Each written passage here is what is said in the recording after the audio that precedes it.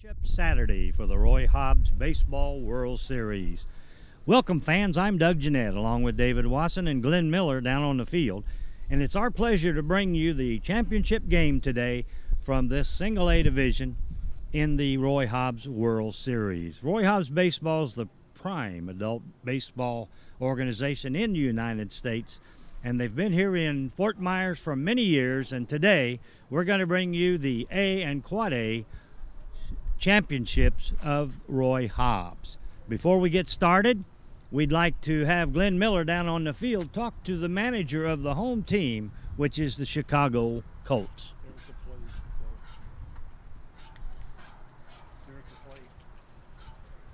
We'll do that after they break here at the plate. That's my fault.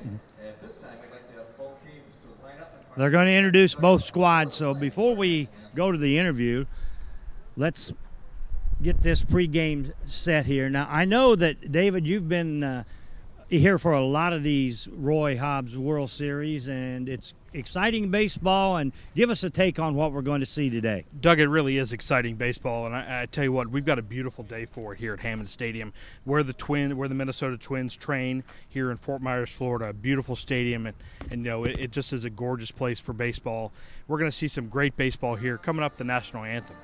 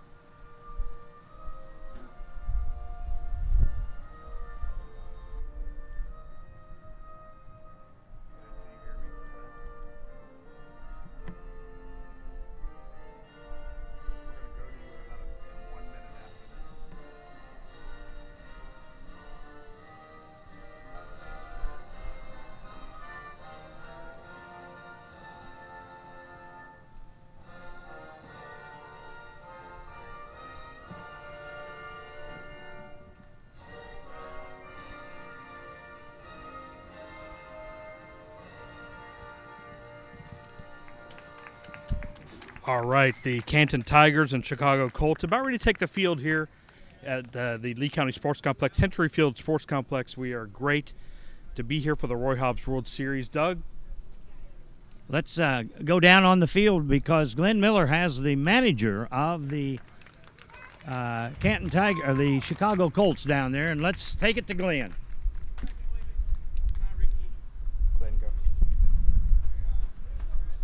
Okay, we're about to have Sam Pashka, the manager of the Chicago Colts. And here he is. Here's Sam. We were talking earlier, you were talking about how special it is playing on Saturday. Can you tell us what makes this so special to play on Saturday at the Roy Hobbs World Series? Well, it's always our goal to play on Saturday, Glenn. We've been here a long week, and it's been a lot of fun, a lot of great guys. We range from 45 to 63, and baseball's the goal. So we all love baseball, and playing on Saturday means you've done well. What do you like about your team? Oh, we have a great bunch of guys. Like I said, we're 45 to 63, all age range. We're all good friends at home, play together back at home, and just a great group of guys. We have great fans here with us this week, too. And what about the Canton Tigers? What do you know about them? Have you faced them before?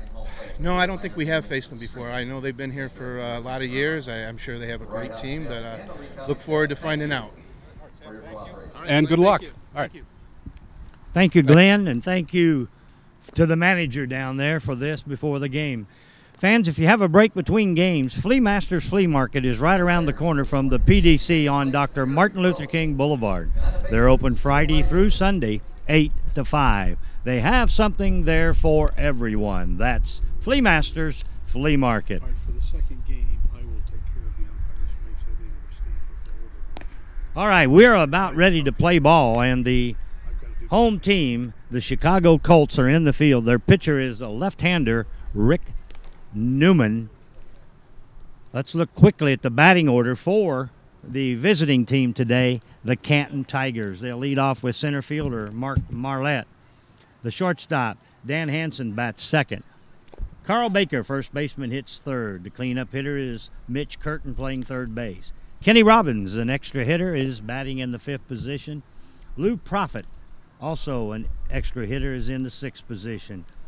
Kevin McDaniel, left fielder, bats 7th. Travis Lee is an extra hitter, hitting 8th. The 9th hitter is the catcher, Brad Myers. And batting in the 10th spot, they can bat 10 or 11, is Sean Brown. Leading off for Canton as we're ready to start play today is the center fielder, Mark Marlette. He's a right-handed hitter. First pitch is down low, a fastball, and it's ball 1. We're underway at beautiful Harmon Stadium, and David, boy, a beautiful day. Doug, I tell you what, we haven't gotten a better day for baseball, I don't think, all week so far. A little bit of breeze, it's maybe 78 degrees, and these two teams are just loving it down here in Southwest Florida. There's the pitch. It's on the outside corner, called strike 1. 1-1 to Marlette, the center fielder. He'll be followed by shortstop Dan Hansen. Here's a breaking pitch, hit foul down the right field line, down by the tarp area, and the count goes to 1-2. Marlette got a good swing in there. You know, he saw the first 2 pitches, saw one that he liked there, and got a good piece of it. One ball, 2 strike count on Marlette. Lefty winds, and the curveball hung, and it was hit down by the tarp foul again. That curveball was up there. And you know, Marlette saw that, and that had to look really juicy in there for him because he got a good piece of that one again. That tarp down there at first base getting a workout. Here comes a 1-2 pitch. It's outside, 2-2. Rick Newman, the big left-hander, on the mound for the Chicago Colts. Now, these teams went through the weekend pool play and then had a double elimination tournament, and this is Game 7 of the World Series. Here's a ground ball chopped down to third. Making the play is the third baseman for the Colts. That would be Medina. Throw to first, and he got him by plenty. 1 away, and here comes Dan Hansen to the plate. He's the shortstop. Marlette didn't get as good a piece of that one as he did those 2 foul balls. That was just a little chopper. Medina did not have a hard time making that play. An easy first out for the Colts. Right-handed hitter Dan Hansen, the shortstop, hits a breaking pitch over the second baseman's head. He makes the play on the outfield grass, and the throw to first is late. So we have our first base hit of the game as Hansen singles to shallow right field. Really a position play there as much as anything. The second baseman was shielded a little bit there towards the second base bag, so he had to make a play to his left and couldn't quite get Hansen over there at first base. So 1 runner on here with 1 out for the Tigers.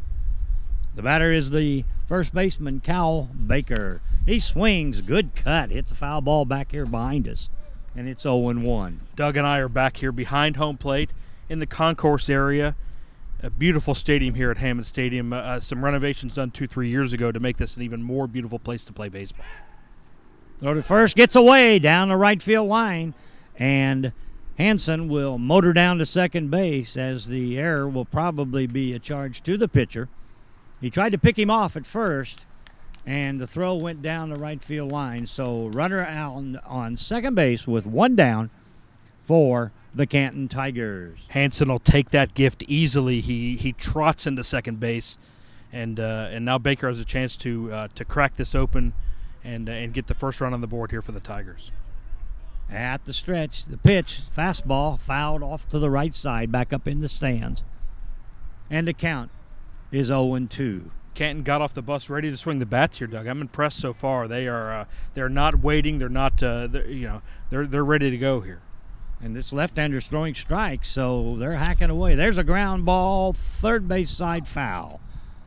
That time, Baker got out in front of that. When the curveball that Rick Newman is throwing here is a big bending curveball, and it's off speed, and these guys are either pulling it foul or hitting it on the right side foul. You got to think once they get the timing down on Newman here a little bit, we could see some fireworks. There's a pitch in the dirt, gets away from the catcher. Might be a play at third, and there is not. So on the wild pitch, the runner Hansen goes to third base. So runner on third now with 1 down in the top of the first. And as we said before, this is like Game 7 of the World Series. This is for the Roy Hobbs A Division championship of this whole week. These are 45 and over players. Baker here now with a possibility for a sacrifice fly to bring this run in. He looks at a pitch just inside off the zone there, Doug. That looked good. Boy, I tell you what, very selective there with 2 strikes to let that go by. Here's the 2-2. The lefty almost hit him inside, and the hitter Baker got out of the way of that one. The count is full. 1 down in the first inning. Big left-hander on the mound. That's Newman. The pitch. Oh, it did hit him this time. Pitch inside, and it hit Baker. So runners at first and third, and 1 out. Baker, Baker tried to get out of the way of that one like he tried to get out of the way of the 2-2 pitch. That one looked like it caught him on the outside of the left shoe, the left shoe. He didn't look like he was hurting too much getting down to first base, but that ball certainly caromed away from him pretty good. So fortunately, no ankle damage there or anything like that, but that puts runners on the corners here for Canton. The batter, Mitch Curtin, takes a fastball right down the middle. Called strike. Mitch is playing third base today and hitting cleanup here for the Tigers. At the belt, it's Newman. Here comes another fastball. That one's fouled back off the right side here and back into the stands. It's 0-2. Doug, one of the great things about Roy Hobbs baseball, this is wood bats. This is real baseball. You're not going to hear the ping of the aluminum today. You're going to hear the crack of the bat the way it was meant to be played. Here's the stretch. The 0-2. Hammered on the ground to short. A run will score. Throw to second. Well, it may not because they just turned a 6-4-3 double play. Nice job there by the Chicago Colts. So in the first inning, no runs, 1 hit, no errors. Well, correction, 1 error and 1 man left on at the end of a half inning. The score is no score here in this championship game. Great turn there by Lou Bongiorno, by the way, to get that ball over to the second baseman.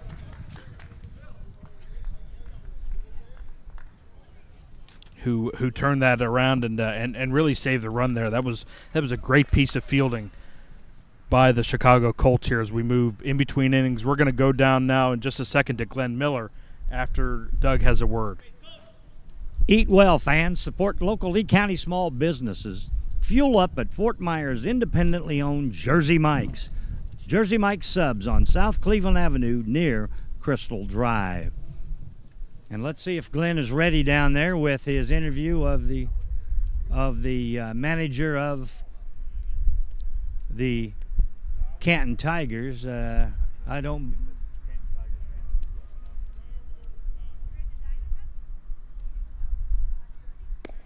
Well, let's set the stage while we're waiting for Glenn. The Canton Tigers defensively, the pitcher today is a big right-hander, number 12. We'll have to find. We're still waiting to see if Glenn has the manager down there.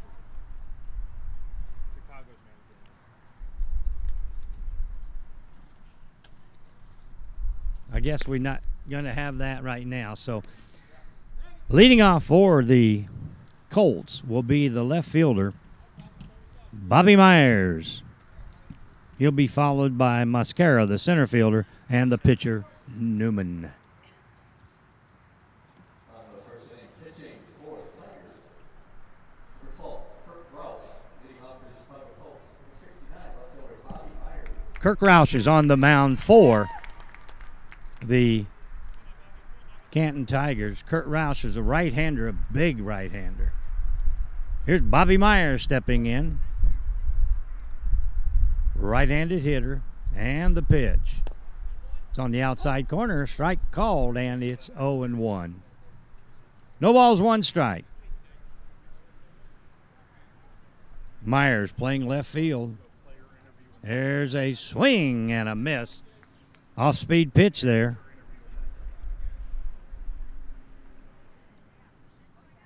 No balls, 2 strikes on Bobby Myers. Roush with the wind. Sidearm pitch, and it's hammered to left field. Left fielder back, makes the catch. That ball was tagged, David. That was hit pretty good. I tell you what, Kevin McDaniel out there in left field in perfect position, though. Had to take maybe 3 steps to his right and then makes the play, hauls it in for 1 out here in the bottom of the first. He had to battle the sun there a little bit, too. I think this morning sun here is quite a challenge for the left fielders, as it's a cloudless day here in Southwest Florida. Beautiful weather. Here's John Mosquera, the center fielder. Takes a strike.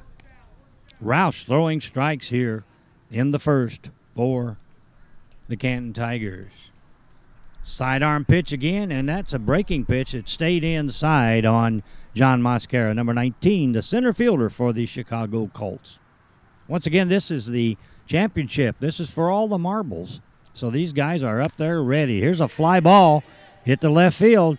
McDaniel coming in and slides and makes a real nice catch out in shallow left field for the second out. I tell you what, McDaniel flashing a little leather there, Doug. That was a great play by him. He had to come in maybe 15 steps on a full run, slide and make that catch while kind of twisting around to make sure he had it. The home plate umpire, Barry Gross, right there in position to make sure that second out was in there. So 2 down now for the Colts. Here's the big pitcher, Rick Newman, stepping in, left-handed hitter. Just looks like a hitter when he gets in there in the batter's box. Here's a sidearm pitch on the outside corner. Strike 1. Roush, he's not wasting pitches. He's coming right at these guys, and he throws that sidearm fastball and a curveball. Here's another one hit in the air. Shortstop goes back on the grass. He's calling, and he makes the catch, and that is a quick 3 up and 3 down in the first for the Chicago Colts. We're through 1 complete inning of play in the championship game, and there is no score. And Glenn Miller, I think, is still down there looking for the manager, and let's see if Glenn's about ready to.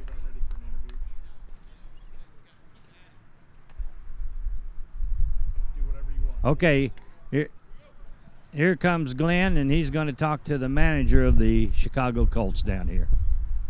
All right, Sean, here we go. Inning into the championship game. What's so special about playing on championship Saturday? First off, it is a great place to play here at CenturyLink, but really, we would play at any sandlot. We love the game. That's why at the age where we're at in life, it's so special to be able to come down here every year with your friends and just play the game that you love.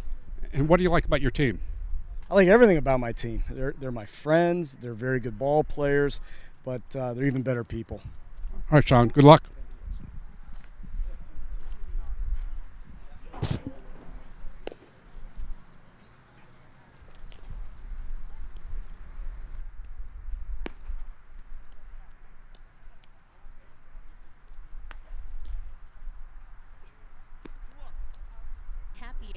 Great happy hour featuring $10 buckets and $5 appetizers. Delicious seafood entrees like fish fry and coconut shrimp. Every Sunday, enjoy an Italian buffet with wine specials, 2 dog-friendly bars, and much more. Captain Fishbone's Seafood Grill, located at the Shell Factory in Nature Park. Go ziplining, play miniature golf, and shop at our dog-friendly retail store. Captain Fishbone's Seafood Grill, your family's #1 dining and entertainment destination.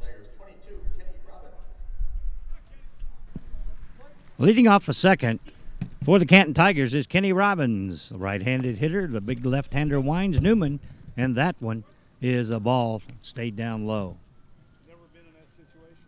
Kenny Robbins, right-handed hitter, swings and hits a foul ball down the third base line, and the count goes to 1-1. Newman had a little bit of trouble there in the first inning, got out of it with a tremendous double play there to end that top of the first, and he is also working well here so far in the second inning. Here's a pitch hit high out into left field. The left fielder looking up in that sun, and he makes the catch for the first out here. Bobby Myers, the left fielder, had to go over into left center just a little bit to track that, and then the sun's right above the stands here on this opening day of the World Series here, so the championship day, and that's 1 away. Again, that sun for these left fielders is not to be trifled with. It's over our right shoulder here, beyond the first base dugout, and it is a challenge for the left fielder and the third baseman. Here's Lou Pettit now at the plate. Blue right-handed hitter wearing number 33 on the back of that black uniform from Canton, Ohio. Here's the pitch. It's fouled down the first base line, back over the dugout, and the count's 0-2 quickly on Lou Pettit.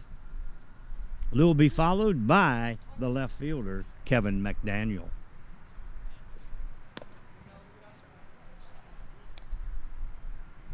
Pitch is taking outside 1-2. There's a pitch outside 2-2. Newman, a left-hander, as we've said, he was throwing a lot of breaking pitches in that first inning.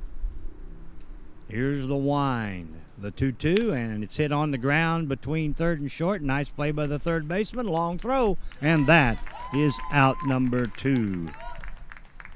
That was Mike Medina down there made that play at third, and he looked pretty good.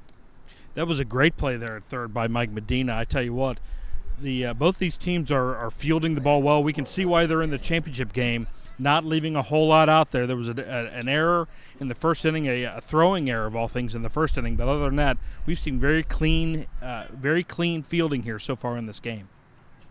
Left-handed hitter now at the plate is Kevin McDaniel, the left fielder for Canton.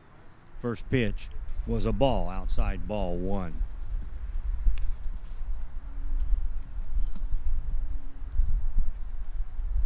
One ball, no strikes on Kevin McDaniel. Here's the pitch. He hits a high pop out into short left field. The left fielder Myers comes in, and there's another quick 1-2-3 inning.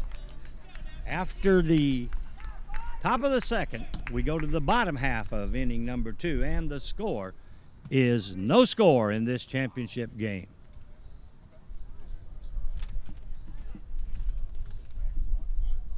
First we play, fans, then we feast. Sideline Sports Bar and Grill's menu on game days and every day is sure to satisfy even the hungriest teams. Conveniently located on Veronica Shoemaker, close to the Player Development Complex. Fans, don't forget, Sideline Sports Bar, one of the fine sponsors that makes it possible for you to bring this championship game to you. Okay, let's go down to the field now, and Glenn Miller has a guest for us. Okay, I'm here with Kevin McDaniel, left fielder. Just made a fabulous sliding catch out there last inning. You're not a college kid, but you ran like one. I feel like one today. Had a beat on it. Okay, all right. Well, good luck. I know you got to get back out. Thank you, Glenn and Kevin. Once again, this is Roy Hobbs baseball, and these guys are 45 and older. This is the A division. It's the World Series championship game. And I can guarantee you these kids, like he just said, feel like they're about 17 and 18. Maybe not today because they've been playing all week, and they may be a little tired today. I tell you what, so far they look like kids because they are moving well. Both teams are playing great defense. But, yeah, no, this week of baseball has got to be taking a toll on them a little bit. You know, it's offset a little bit by some beautiful weather this time of year. And, you know, the rain has stopped here, thankfully. We have not had any rain since the beginning of this week. So these teams have been able to really enjoy their week down here in Southwest Florida and really get the best we have to offer. Coming up here for the Colts here in the bottom of the second inning will be Mark Harmon, the third baseman. Mark Harmon, correction, he's what they call an extra hitter. Harmon, right-handed hitter. Here's the first pitch of the second inning by Rouse. Sidearm fastball, swing and a miss. No balls and one strike. It'll be Harmon, Paschke, and Bongiorno for the Colts here in the bottom of the second. Pitch is outside, low, ball 1, 1-1. Roush really working well so far. He is doing great. It is beautiful to see the big right-hander bringing that pitch sidearm. It's got to be a bit of a workout for right-handers to see that ball coming. Here's another pitch outside. It's 2 balls and 1 strike on leadoff man Mark Harmon. He's actually the 4 hitter in the lineup for the Colts. Pitch inside, and it's 3-1. This the championship game in the A division, and so far it's been a real clean, hard-played game and some good plays And guys up there, like you say, swinging the bat. Here's a swing and a miss. That pitch just on the outside corner. It looked like he took something off that pitch. It really did. It looked like that fooled Harmon. I think he was looking fastball there. That breaking pitch fooled him well. Here's the wind. Sidearm delivery. Hammered foul over toward the Colts dugout. And the count's still full, 3-2. We appreciate everybody joining us worldwide on YouTube, also on the Roy Hobbs channel, audio-wise. This is a great experiment. I know big things are coming, Doug, for this here in Roy Hobbs World Series. Here's a 3-hopper to second baseman, and Mark Harmon is out 4-3. That's the first out here in the second inning, and it'll bring up Sam Paschke. Sam's also a extra hitter here in the lineup for the Colts. As we said, Roush is a big right-hander, a big strong guy, but he throws sidearm. And he throws a lot of strikes. And there's one pitch inside, right off the inside corner. And it's ball 1 to Paschke. Here's the wind. Roush's delivery. That stayed outside. He came crossfire again. And it was on the outside part of the left-handed batter's box. And the count goes to 2-0. Wind. Pitch. Right down the pipe.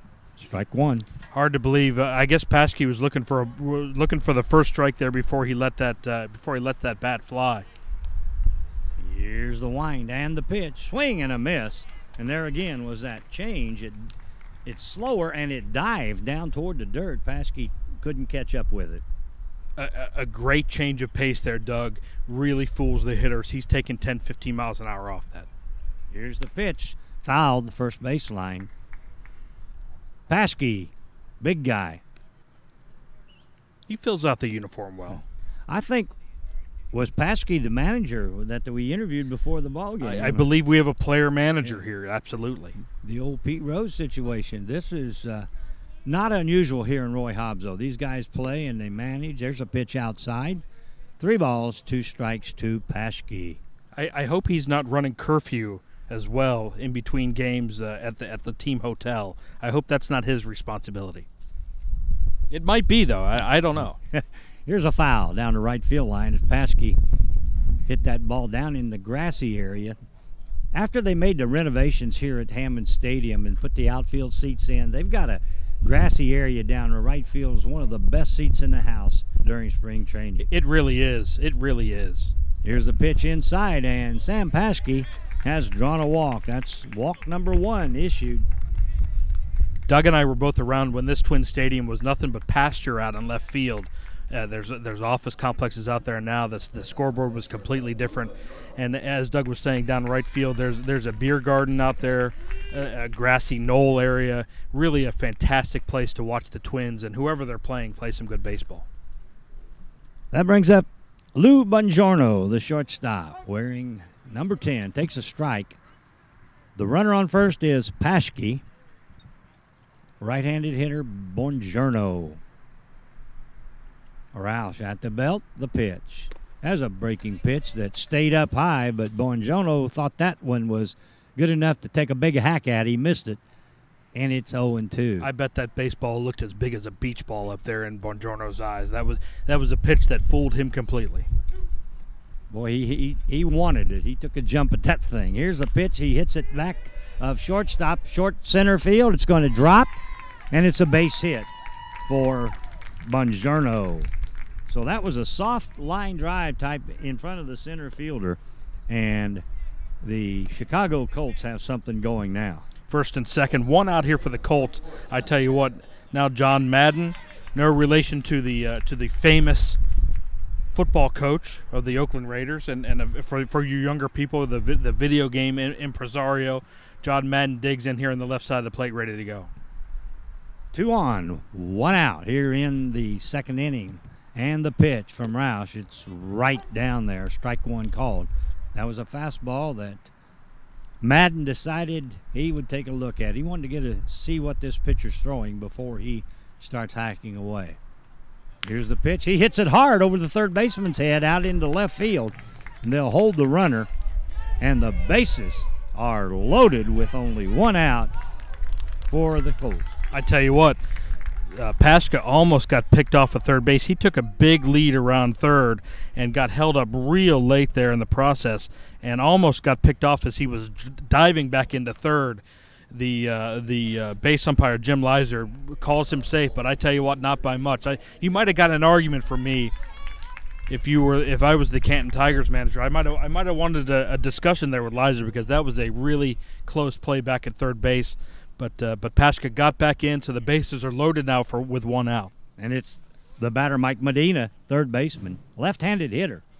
Pitch is on the outside corner. Nice pitch from Roush. That's a strike called, and it's 0-1. Roush really in a hole here. It'll be interesting to see how he tries to dig out of this.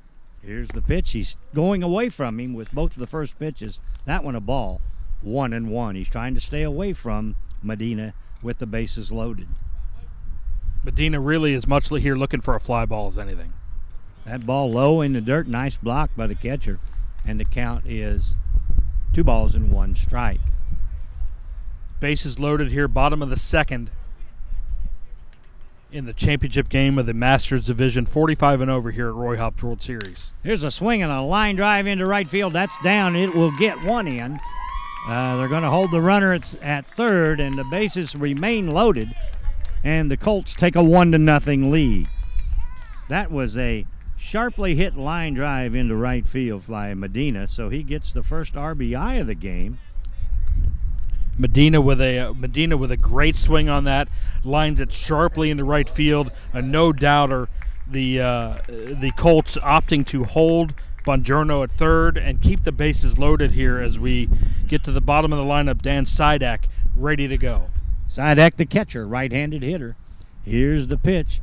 Just missed on the outside part of the plate, and it's 1 ball, no strike. Base is still loaded, but the Colts have jumped on top now with a 1-run lead. I tell you what, catcher Brad Myers might have been asking where that pitch was. Here's a fly ball into short center field. Center fielder coming in, runner on third tags, but he will not challenge the arm of the center fielder Marlette for Canton. And it's nothing more than a fly ball to short center field, out number 2. I tell you what, Marlette had about 3 steps in to catch that fly ball and fired that back into home.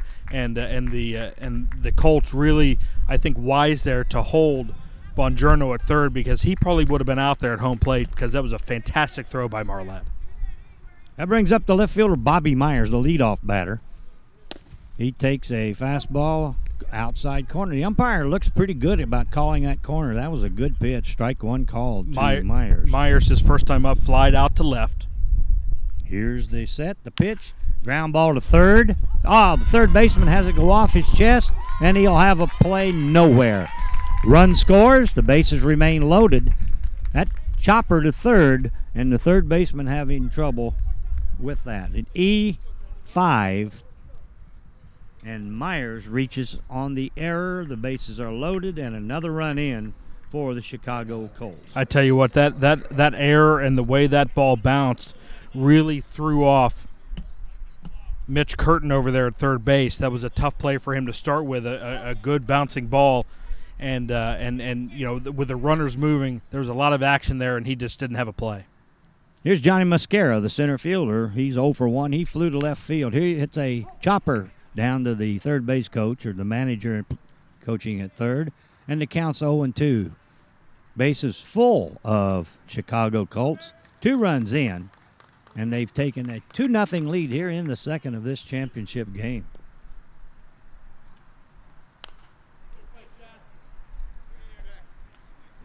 Roush really hasn't done a whole lot wrong here in this inning.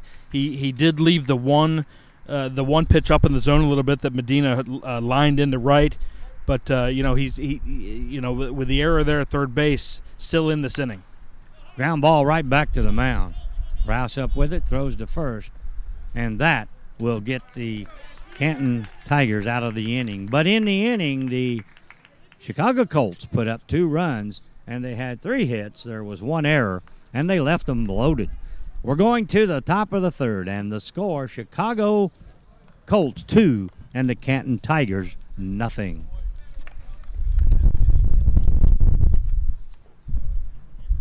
Fans, did you know you can create your own listing with Got Game Hub to connect with others who love just as much as you do many other sports, and they love the Roy Hobbs World Series. Visit www.gotgamehub.com and create a new team. That's Got Game Hub to connect with those who love Roy Hobbs World Series action. 2-0 Chicago Colts, and we're going to the third inning here.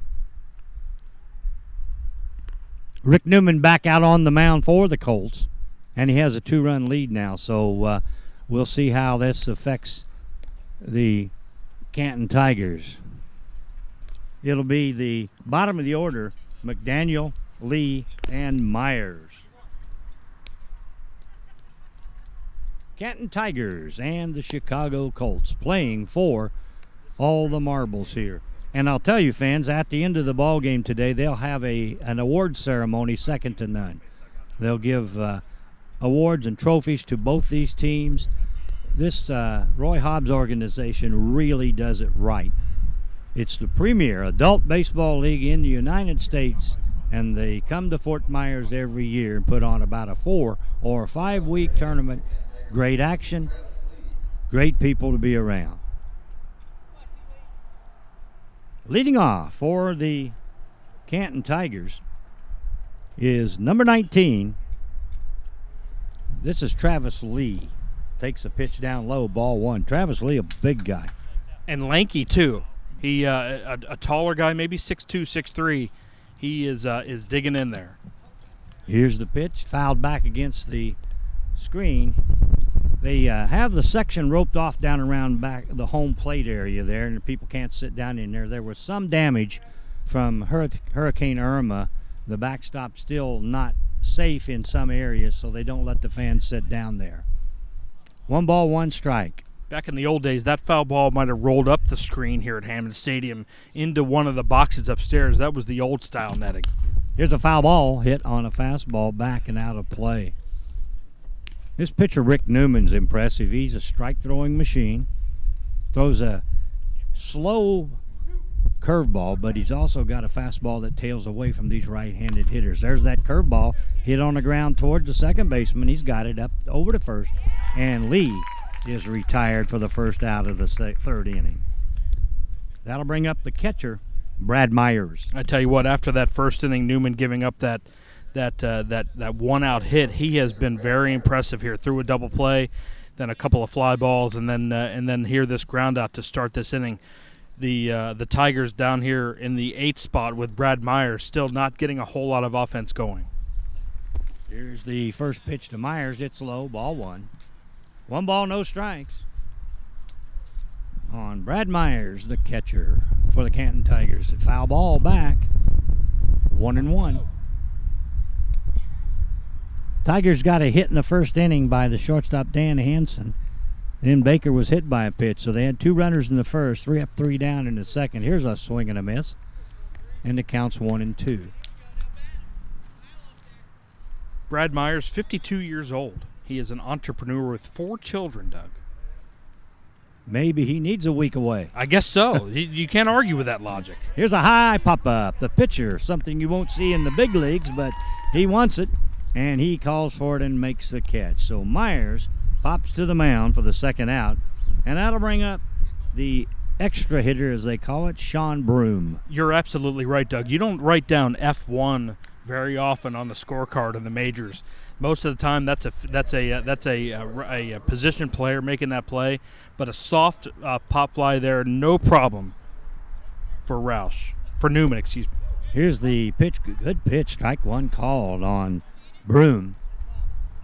He's the number 10 man in this batting order. You can bat as many as you want in this championship game. Here's a high pop, first baseman over near the dugout, and he makes the catch, and another quick 3 up and 3 down for the Canton Tigers. So no runs, no hits, no errors, and no one left on after 2.5. It's 2-0 in favor of the Chicago Colts. I tell you what, great range there by John Madden, really ranging to his left up against where the first base dugout goes. These are traditional dugouts, so there's a fence there in front of that play. He was about 1.5 steps in front of the fence in foul ground, ranging over there to make a great play.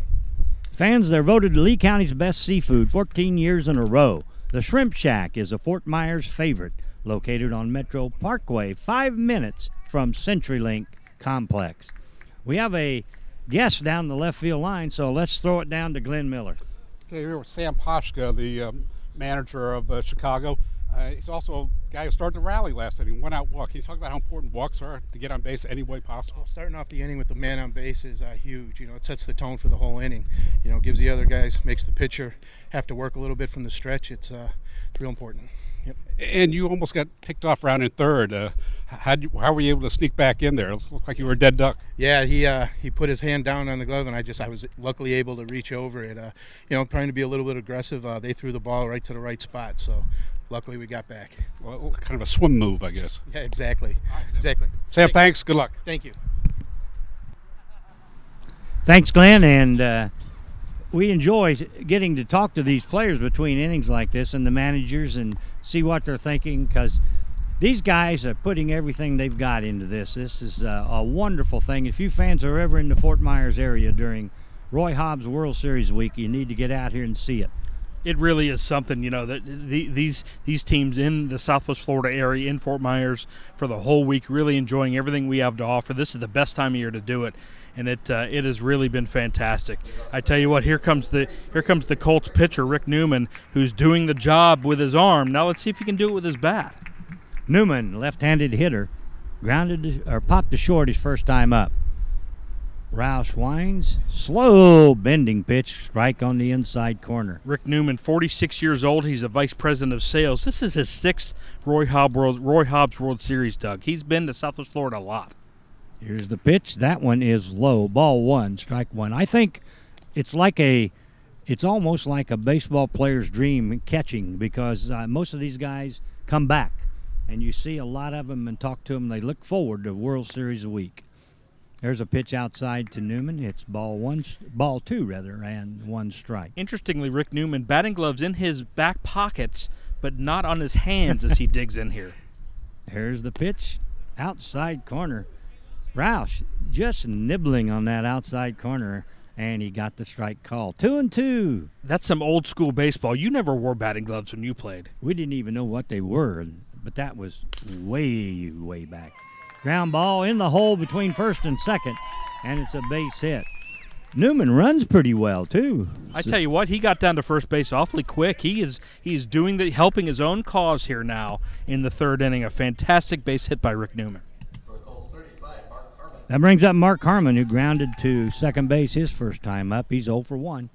Newman on first. Nobody out here in the bottom of the 3rd. Colts trying to tack on more. Right-hander Roush set. That's on the outside corner. Once again, he just nibbles away out the corners out there and got the call. 1 strike on Harmon. Mark Harmon, a police officer back in Chicago, Illinois.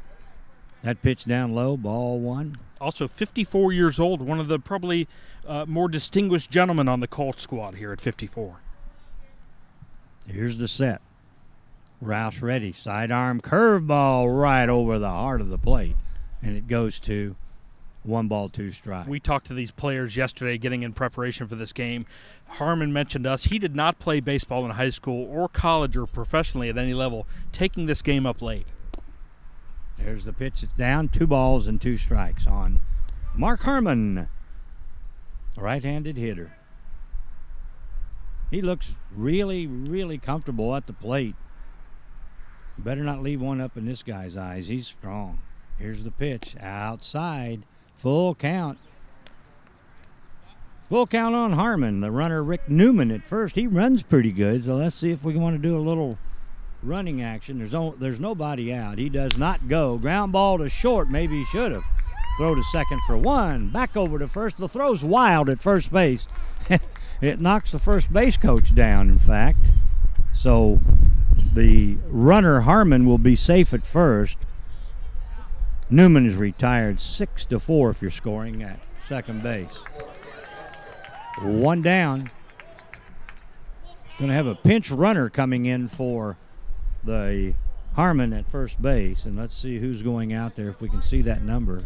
That looks like it's 00. That's Almazan. Alejandro Almazan, number 00. This guy looks like he can move too. He does, absolutely. You know, they barely got Newman there at second base. That was he should have gone, like you said. That probably would have helped the cause there. But the turn was good. The throw a little off, a little up the line a little bit, and might have gotten Harmon to second had it not hit his own base coach. So a little bit unfortunate there to keep Harmon at first. And now with Almazan over there pinch running here with one out. Here's big Sam Pasca, right-handed hitter. Sam walked and scored a run in the second inning for the Colts. Right down the middle sidearm from Roush.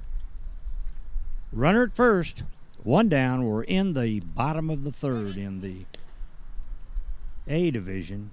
45 and over World Series for Roy Hobbs baseball. Sam Pasca, no stranger to this Roy Hobbs World Series. He has been to this tournament 11 times. He swings and hits a foul ball back over first base. That ball was a fastball that Sam just didn't get around on. Hit it foul back out of play, and we are at 0 balls and 2 strikes. Sam Pasca, right-handed hitter. Roush ready, the pitch, and that one is down low. It was on the outside part of the plate, but it was low. And the count goes to 1 ball, 2 strikes. Pasca from Bridgeview, Illinois. He plays for the Oak Lawn Roy Hobbs League back home in Oak Lawn, or in Bridgeview, excuse me. He likes to say, he told us that this team has great team chemistry. They have great fans and a strong bond with one another. We can tell, we really can. Here's a shot foul into the dugout. Pasca got around on that one. They brought some fans. They have a few people sitting down here in the gray jerseys just like the team, enjoying this day. Like you said, it's supposed to be about 84 today, and there's a slight breeze, but it is gorgeous. Slight breeze blowing across from right to left as you're listening to us. A fantastic day here in Southwest Florida. No rain in the forecast. We're finally in our dry season, and if anybody knows anything about Southwest Florida, there's a very distinct difference between the rainy season and the dry season. Doug and I have been here a long time, and it goes off like a light switch when it's ready. Both of us served as athletic directors at Cypress Lake High School here in town, and football season was a challenge early in the rainy season. Between football and lightning, you're absolutely right. As Pasca takes one outside, I tell you what, it is a challenge. But when it dries up and cools down just a little bit here, it's the most beautiful place in the world. And I think a lot of the Roy Hobbs people that come down and play in these World Series, we've talked to several that either winter here now or have bought homes in the area. Here's a pitch. He fouled it. Nice job at the plate by Pasca by just reaching out and tapping that one foul. If he'd have taken a big cut at that, it was nothing but he would have hit a ground ball to short or second. Might have even been a double play because that pitch was hard to handle. It was in a great place. It was. He actually tapped that back and caught a piece of Myers as it bounced over towards the first base dugout. Here's the pitch. Down low. Count's gone full now on Sam Pasca. The runner at first base is running out. Almazan is running for Mark Harmon. Let's see if he wants to run because the count's full, 1 down. It almost cost him hitting into a double play, but luckily it didn't get turned for them. Oh, beautiful pitch on the outside corner. Called strike 3. No way that Sam could have hit that pitch because it was right where Roush wanted it. I tell you what, that was pinpoint control. Pasca took a little shake of the head as he walks back to the dugout. I think he got fooled there. I think he was looking to see that pitch outside. Instead, Barry Gross, the home plate umpire, punches him out, and now there's 2 down. Here's Lou Bongiorno, the catcher. He singled his first time up and scored. He swings and misses at one of those sidearm floating pitches from Roush. Bongiorno scored his first time up, singled and scored for the second of the 2 runs for the Colts. Pitch is outside and low, ball 1. 1-1. Lou Bongiorno, I love that name. Here's the stretch. And the pitch. There's a breaking pitch. Bongiorno pops it up between home and third. The catcher and the third baseman both look up, and neither one of them could take charge and make the play. So that's almost an impossible play for the catcher to make, and because he couldn't quite get under it the whole time, and that's a really tough play for the third baseman as well to make. That's just one of those situations where it's just going to drop in front of him unless either one of those guys really gets under that ball, because it was in the sun as well. That's just a tough play. 1 ball, 2 strike. The runner goes. Ground ball to third. Nice play by the third baseman. Throws over, and they got no, he called him safe. Said he was pulled off the bag, and the runner goes all the way to third base. Tough play by Mitch Curtin there over at third. He might have been winded a little bit trying to get that foul ball. Range to his left a little bit to make that play. A long throw over to first. But Bongiorno beats that play. Looks like they've put an error up there, so we'll see. But any rate, there's runners at first and third. It will be scored as an error. E5 on the throw, and Harmon alertly going all the way to third base on that error. So runners on the corners here, 2 outs. Johnny Madden, first baseman, takes a ball outside. 1 ball, no strikes. Madden singled as well in the second inning, his first time up. At the belt, Roush, that's almost hit Madden. Curveball that stayed inside, and the count's 2-0. Hitters count here with 2 on and 2 out. Throw to first. Runner back in plenty of time. Now the first baseman wants to go in and talk to his pitcher. Didn't go all the way in, but talk to him. We're in the bottom of the 3rd inning with the Chicago Colts leading 2-0 in the championship game of this World Series. There's a pitch down low, and it's ball 1.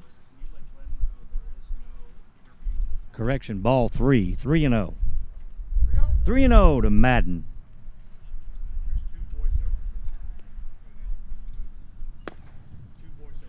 There's a strike, the automatic, 3-1. Roush trying to keep from loading the bases here with 2 out. At the belt, Roush pitches. That's outside, and they are loaded. Roush working himself into a little bit of a pickle here, loading him up with 2 outs and bringing Mike Medina up. Medina with an RBI single in the second. Bases full of Colts. That happened once before. And there will be a meeting on the mound as the Canton Tigers cannot afford to get much farther behind. Bases loaded, bottom of the 3rd. They play 9 innings in the World Series. They've played here in pool play all week, and then the Thursday they go into double elimination tournaments. The 2 teams that survive that double elimination play Saturday right now for the championship. And a lot of times the teams have run out of pitching when they get here for this game, but both these pitchers look pretty sharp. They really do, and these teams struggle a little bit in pool play, but once they got into elimination play, they played well. There's one of the outside corner pitches by Roush called strike. 0-1 on Mike Medina, the third baseman, left-handed hitter, 1 for 1.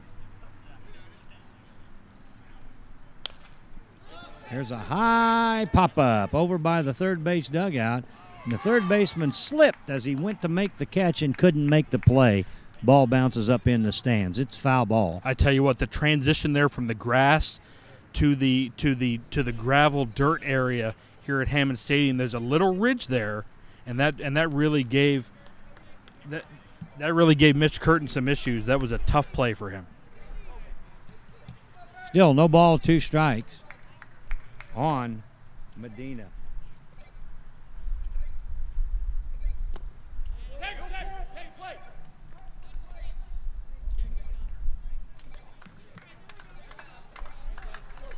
Here's a pitch, swing and a miss, and that retires the side.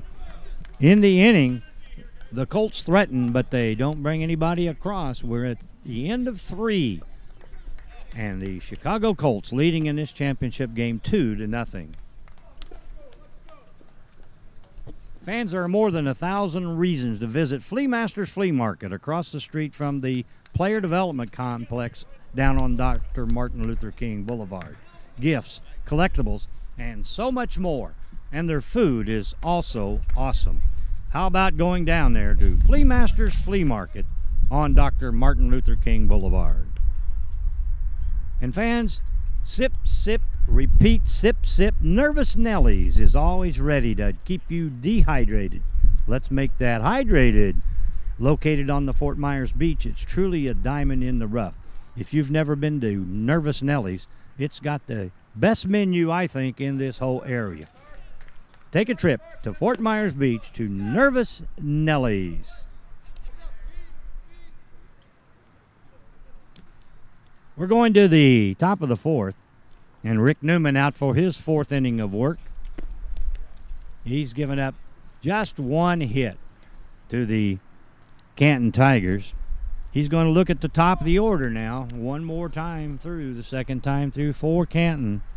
And let's see if they can solve these fastball, curveball pitchings of Rick Newman, the lefty. It'll be Marlette, Hanson, and Baker for the Canton Tigers to come up here against Newman, a left-hander who is pitching great so far.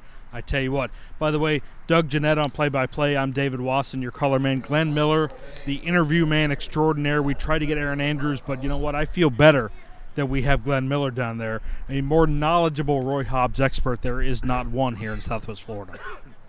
All right, here we go in the 4th. Foul ball back over the screen. Strike 1 on the lead man, Mark Marlette. Center fielder grounded to third to open up the ball game. Newman ready, and the pitch. That's inside, low and inside ball, 1-1.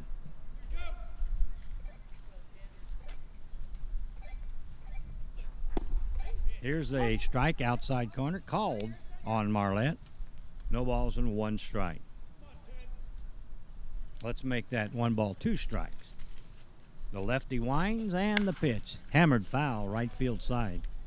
Back up into the seats, right down where our Glenn Miller is. Glenn almost had a souvenir. Glenn is literally everywhere here. I tell you what, he's in the dugouts. He's fielding foul balls everywhere here at Lee County Sports Complex. There's a ground ball again to third. Throw across, and Marlette better try to hit it someplace else. He's grounded to third both times. That brings to the plate the shortstop, Dave Hanson. He has the only hit.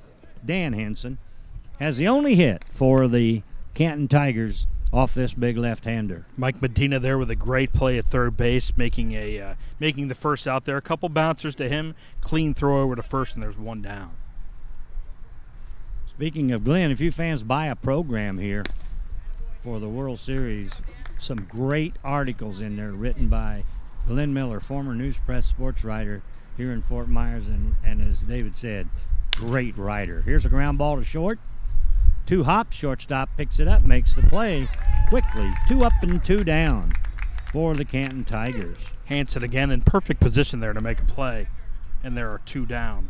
That'll bring up first baseman Cal Baker. He was hit by a pitch in the first inning. Cal Baker, very, very strong-looking batter, right-handed hitter, hitting in the number 3 spot. Forgive me, that was Lou Bongiorno, one of your favorite players out there. That's it. High curveball stayed outside. Ball 1. 1 ball, no strikes. Pitch is low. 2-0 on Cal Baker. Rick Newman, the pitcher.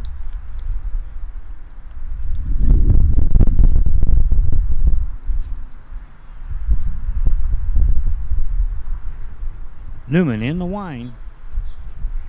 2 ball, no strike pitch, called strike right in there. 2-1 on Cal Baker. Here's the wind by Newman. The pitch outside. Ball 3. He gave you a little like a hesitation move there, and that ball I thought looked like a breaking pitch, and it stayed outside a fastball. Here's the 3-1. Hit foul behind the first base dugout. Baker took a great cut at that one and hit it foul. I tell you what, Baker wasn't going to let that 3-1 pitch go by. He grounded into that inning double play in the first inning. He swings and hits a high fly ball straight away center field, and it is caught for out number 3. So again, 3 up and 3 down for the Canton Tigers. We go to the bottom half of the 4th inning. It is still Chicago Colts 2 and the Canton Tigers nothing. Rick Newman making great work again there. Another 1-2-3 inning. That's his 3rd straight 1-2-3 inning. The Chicago Colts pitcher really doing the job and really keeping his team on top. Fans, another one of our fine sponsors is the Drury Inn, and if you've seen pictures on the World Series website of the teams that stay at the Drury Inn, boy, that pool is inviting. The buffet that they have down there for these guys is awesome. The Drury Inn, it's the place to stay when you come to Fort Myers, and a lot of these fans that come to Fort Myers stay at the Drury Inn. Let's go down to the first base dugout in Glenn Miller. With Sean Broom, the Canton manager, only down 2-0, but that 1 inning, lead-off walk, a couple singles, but you guys are hanging in there. How are you coping? Playing 9 innings. So, we average about 10 runs a game. This guy's pitching extremely well. He's hitting all the spots. We'll break through. So you're confident in your offense? Sure. We just got to keep it close. Right. So one sketchy inning, but yeah. Okay. Bert's pitching good. We got out of a couple of jams. Hey, I like it where we're at. I like to have the lead. Okay. How many games have you played now this week? This will be our 8th game.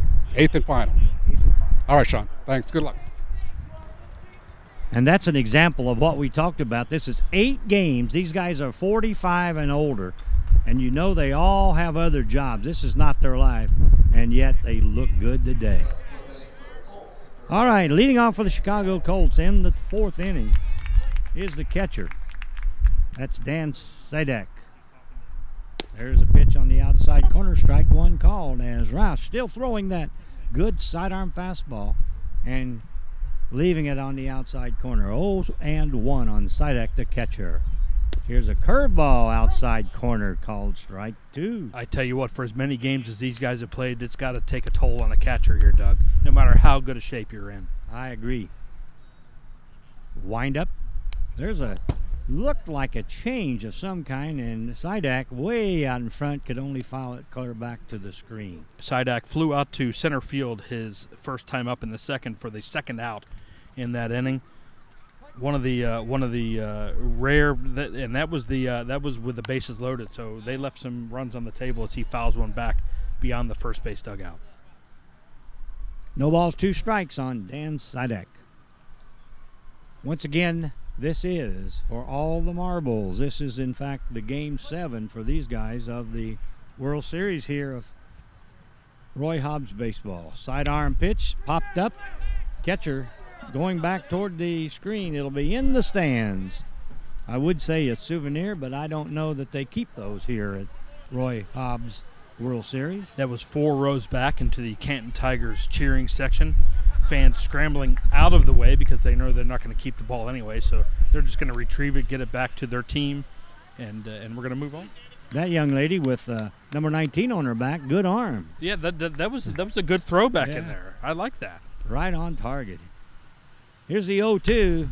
Curveball fouled over the other dugout this time. Sidek doling out souvenirs at a rapid pace here at Hammond Stadium. The right-handed pitcher, Roush, is really mixes this thing up. He's inside, he's outside. He's a good pitcher because you can tell he's got a great idea of what he wants to do. Ball came back on the field, so we have to hold up play there for just a moment. 1 baseball per field is usually typically the rule. The wind blowing our materials around here.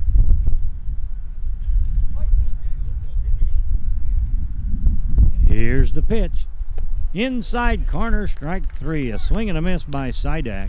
And there's an example of what Roush is trying to do. He went outside, then came inside, and he got the strikeout. Perfect positioning there by Roush again, like Doug said, going outside, nibbling outside, and then right when he wanted to, coming inside, really tying up Sidek there for the first out in the fourth inning. That's his third strikeout today here in the bottom of the fourth, and it brings up the lead man, Bobby Myers, who's 0 for 2. Bobby Myers, go ahead.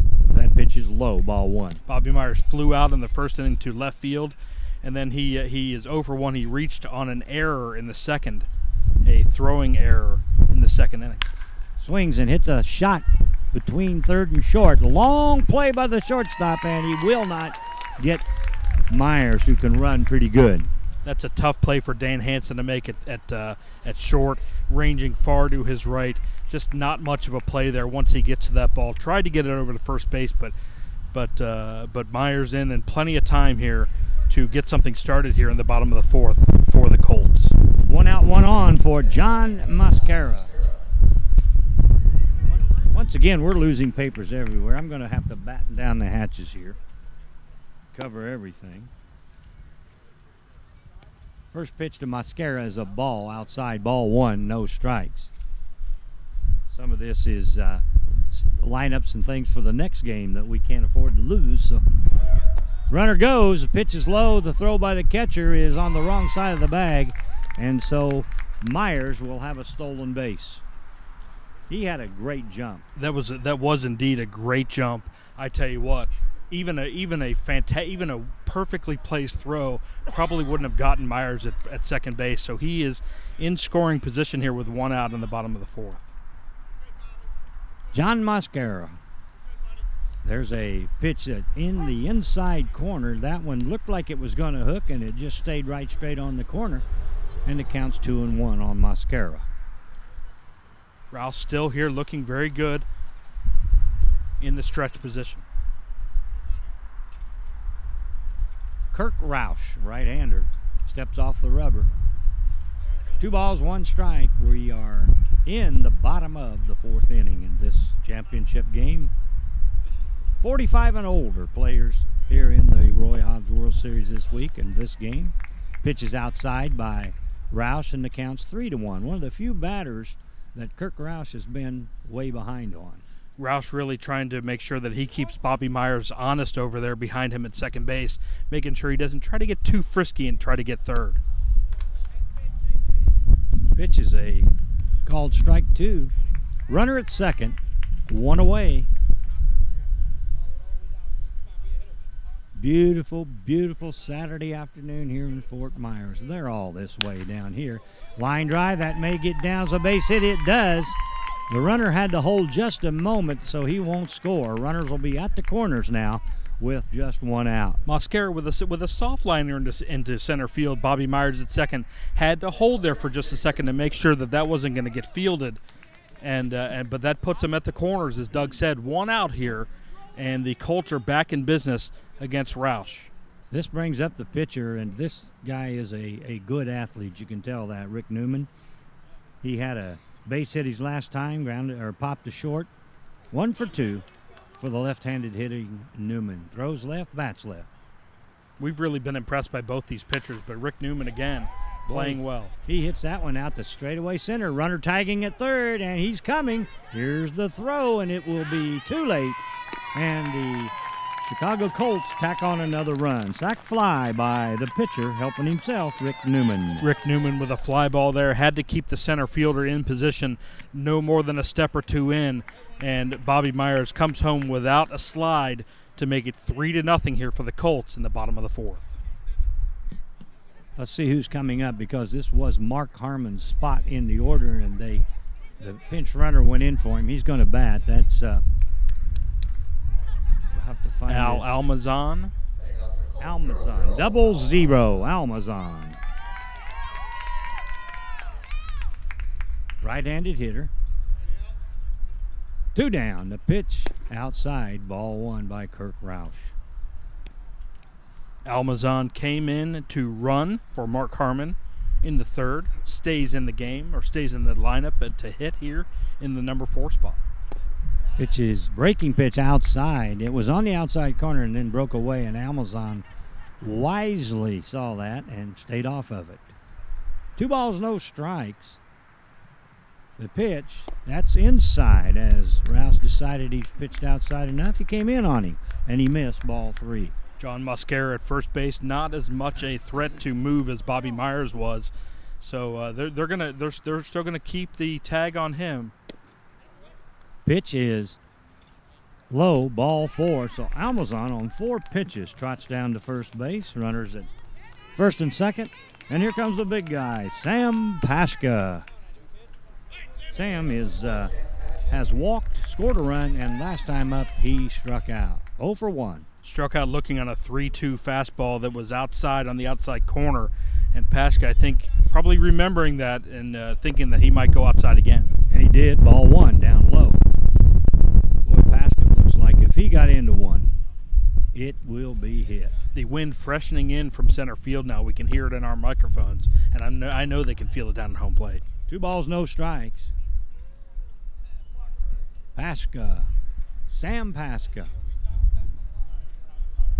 He's got the matching orange and black bat, orange batting gloves as he digs in. That pitch is on the outside corner, a strike. That's one of the patented corner fastballs that Kirk Roush is throwing here. 2 balls and a strike on Paschke, the pitch. He swings and hits it out toward right field. Right fielder, center fielder over right fielder makes the catch, and that retires the Chicago Colts. But they pick up another run on 2 hits, and there were no errors, and they left 2 men on base. So Lou Dorsey with a nice play. I'm sorry, Doug. Lou Yeah. Dorsey with a nice play there to range to his right.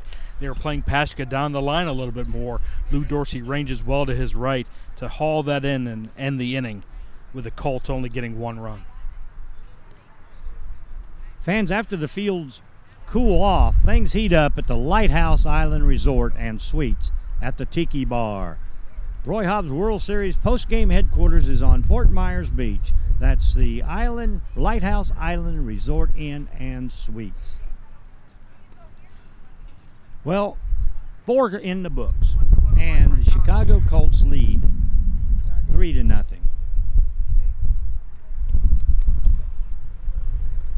Rick Newman is back out at on the mound for his 5th inning of work. He's given up just 1 hit. The left-hander really looking good this afternoon, and the Canton Tigers are going to send the meat of the order as the 4, 5, and 6 hitters will come here in inning number 4. I'm Doug Jennett. David Wasson alongside, and Glenn Miller is out roaming the stadium talking to interesting people, players, and all about this, the A division of the 2017 Roy Hobbs World Series.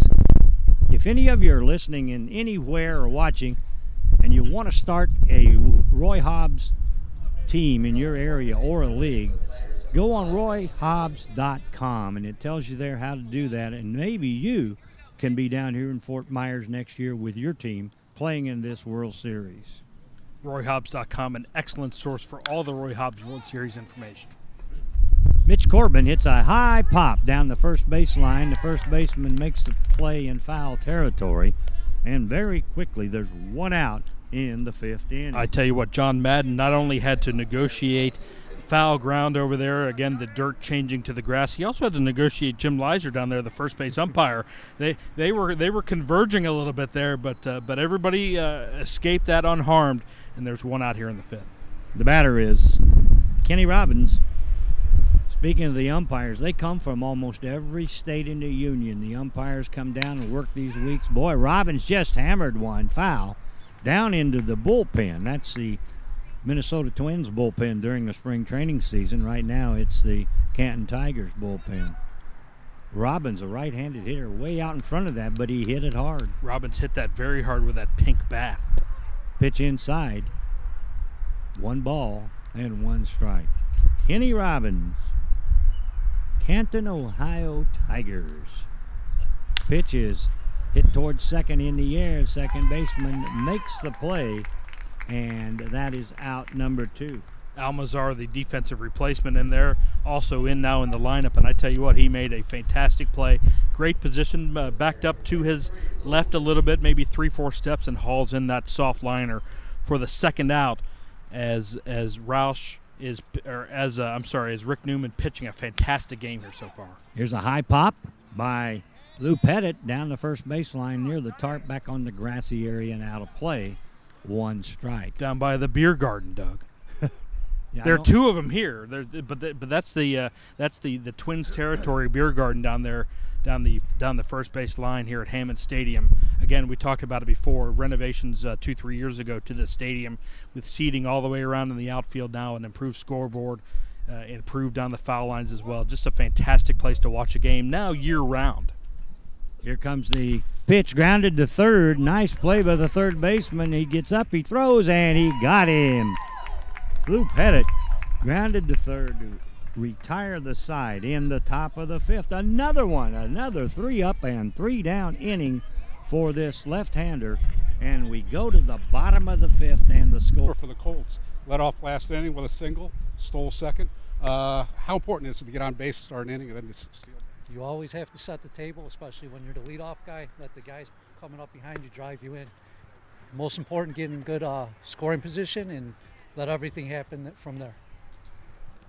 And Sam said you've stolen several bases this week. Do you know how many you've stolen? No, I don't. You just steal them, you don't count them? Yeah, I just steal. Okay. And you're up 3-0 here and halfway through. Feeling pretty good, but not anywhere near confident that it's a lock. It's never over until it's over, until that 9th inning, that last out if the game is played. So we've been down, we came back and we won. Other teams been down, they came back and beat us as well. So it's never over until it's done. All right, Bobby, thanks for your time. Good luck. Thank you, Glenn, down there for that good interview. Here leading off for the Colts is my favorite, Lou Bongiorno. Pitch by Roush he tried to hold up, went too far, and it's a called strike. They checked down with Jim Lizer, the base umpire, and he gave him the fist for that first strike. I tell you, Doug, do you think Bongiorno might be able to tell us where we can get some decent pasta in Chicago? I think he knows. Okay. Yes, I do. He didn't like that call either, and he let the first base umpire know it. Now, swing and a miss, 0-2. No doubter there. He got all the way around on that one. Got fooled a little bit by Roush to bring the count 0-2. Wind up by Kirk Roush. The right-hander sidearms one in and grounded to short. Shortstop over near second, makes the throw to first, and Bongiorno is gone. 1 down. Nice play by Hansen over there, short, and digs it out. I tell you what, that pitch to Bongiorno was up in his eyes, and he really took that off the fists and really kind of put some odd spin on that out to short, but the shortstop made a nice play for the Tigers, and there's 1 out. That brings up Madden, the first baseman. John Madden hits a pop foul out of play. Madden has 1 hit and a walk, so he's been on base twice today. Got stranded at third. Got stranded at third in the second, and then stranded at first in the third. So he's looking to maybe touch home plate this next time. Ground ball to second. Play at first, and 2 up and 2 down. This is really a pretty well played game at this point, because the pitchers are throwing strikes, and that's the key. 2 out, and the batter coming in is Mike Medina, the third baseman. A single and a strikeout for Mike today, a left-handed hitter. Roush really showing better control in this inning. This is the first inning, other than the first inning, where he has retired the first 2 batters. He has struggled before that, but now looking like he's doing a little better. Ball 1 inside from Kirk Roush to Medina. We'll have another game this afternoon at 2 o'clock, and that's in the Quad A. And we saw some of them yesterday out here at the ballpark, and you're in for a treat. This is some good teams. Pitch is outside, ball 2 on Medina. The Chicago Colts leading 3-0 over the Canton, Ohio Tigers. 3 balls in those strikes. I tell you what, Doug, I've seen some baseball all this week at all the different fields here in Fort Myers, and there's been some fantastic baseball being played all week long here in this World Series. Here's the 3-0 pitch to Medina. That's a called strike on the outside corner. The beauty of being here in Fort Myers, they have about 28 fields that they use, and they're getting 2 more, I think, maybe in 2 more years. So there are games everywhere, every day. Here's a shot hit into shallow center. It is not caught. The center fielder came in and slid, and the wind blew that back, just as we've talked about, and it is a base hit.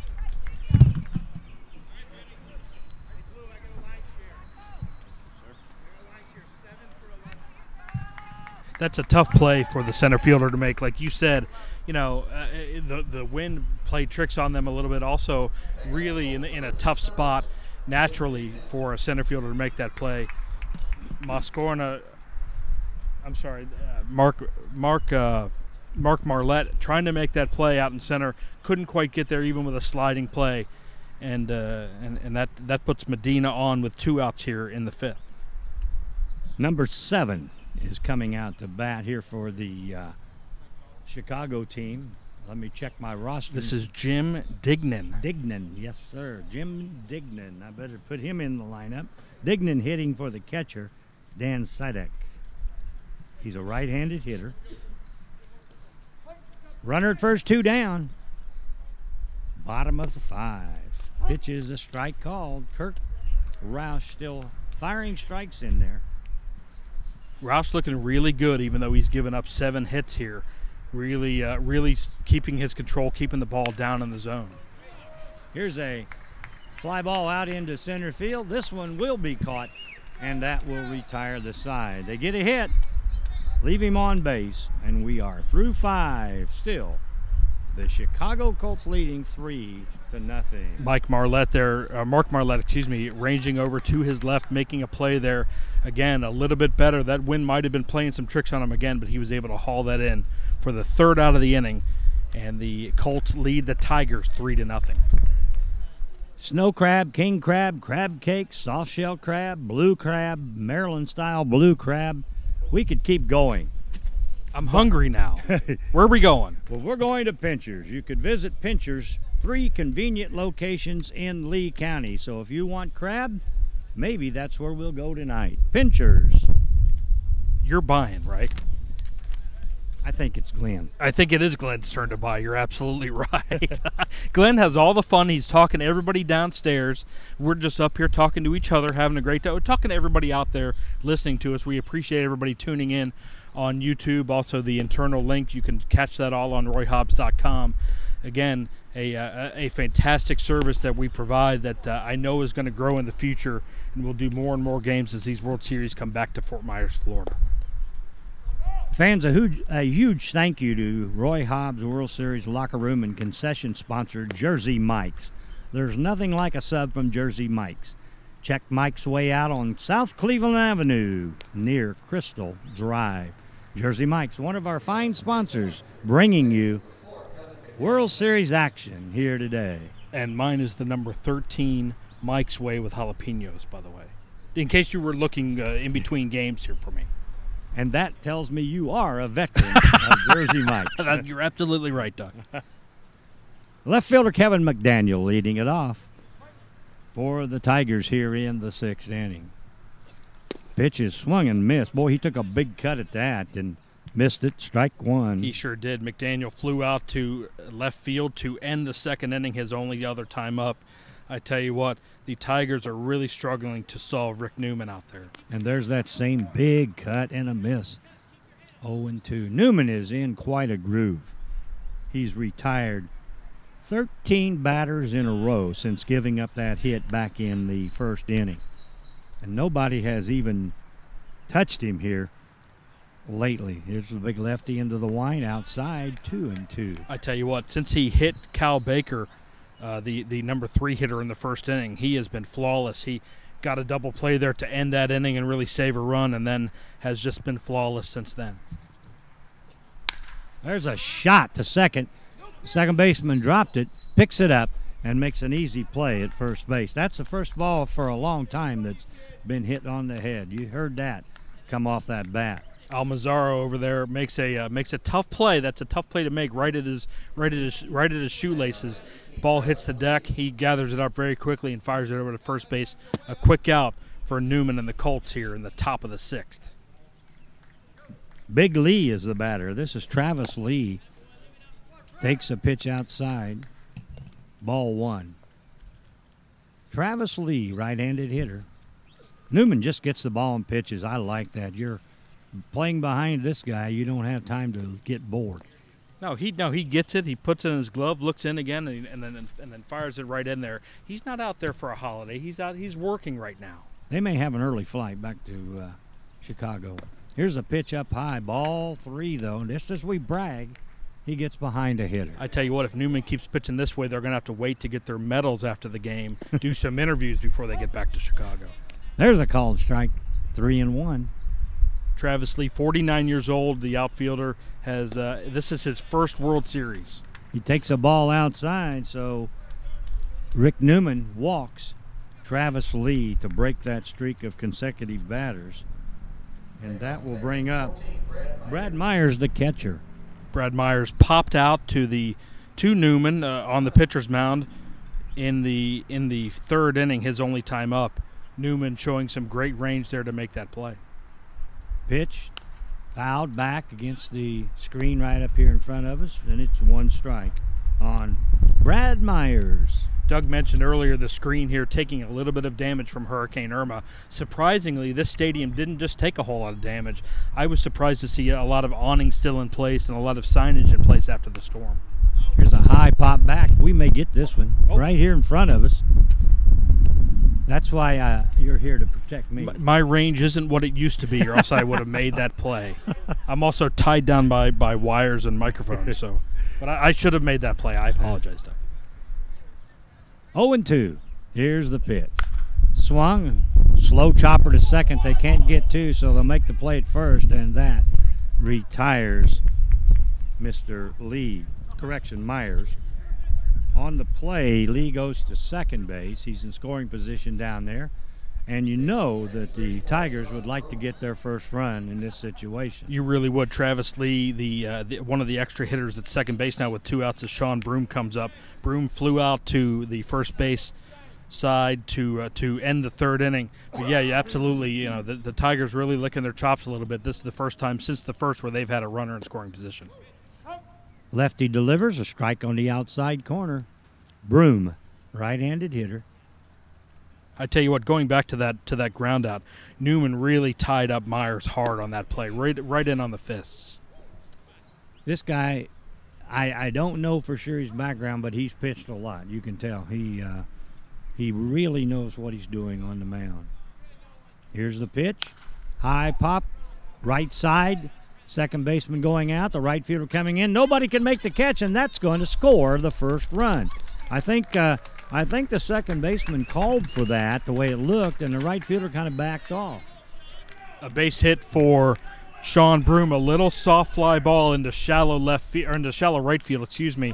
Almanzaro tried to make a great play out at second, or ranging out into the outfield from second base. Obviously, with 2 outs, Travis Lee running on the play, and he scores without a throw. The Tigers are on the board here in the top of the 6th. That's their second base hit. And be it a tainted one, but it is a hit. There goes a runner. Slow curveball, hit and run was on, and he did it beautifully. The batter, Marlette, hit that ball right through the vacated hole at second base, and he is on with a base hit. Runners at first and second. I tell you what, that is textbook baseball, and that's what you see here in Roy Hobbs more often than not. What these guys might lack, a step slow, maybe a little bit slow with the velocity, these guys know how to play the game, and that was textbook hit and run, pulling Almanzaro over from second base towards the bag, and Bloom just dropping that ground ball in there, ready to play. Marlette dropping that ball in there. Here's a pitch now to the shortstop, Hanson. He's 1 for 2. And it was a ball down low. Runners at first and second. The Tigers have picked up 1 run. It cut the deficit 3-1. The pitch inside almost hit Dan Hanson. and it's 2 balls and no strikes. You know, this is one of those rare times we're seeing Rick Newman actually pitch from the stretch instead of the windup. He you know, in that stretch between the second and fifth innings, he didn't even have to pitch from the windup. He didn't have to pitch from the stretch. So maybe a little bit different look for him. Here's the pitch, grounded to short, and he boots it. The runners will be safe everywhere. The bases are loaded. That was a tough chop to the shortstop, and he couldn't make the play, so the bases are loaded. Lou Bongiorno out there kicking himself after kicking that ground ball, an easy ground ball that would have been the 3rd out of the inning. Instead, he lets it carry him off his glove. He tried to make the play at first, a couple steps slow on that one. The runners are full of Tigers here now, as Rick Newman comes back up on the mound and tries to make something happen here in the 6th. And we are up with the number 3 hitter in the lineup, Baker. Once again, we lose papers like crazy here. We're going to have to get some clipboards for our next ball game the way this is going. Hanson, 1 ball, no strikes. Rather, Baker, Cal Baker. Put my mouse over there and we'll fix this. We need more tape is what we need. Time is called. The catcher, the pitch was a ball, 2-0, and so the catcher wants to go out and talk to Rick Newman. Hit chance here for the Canton Tigers to really, really make something happen.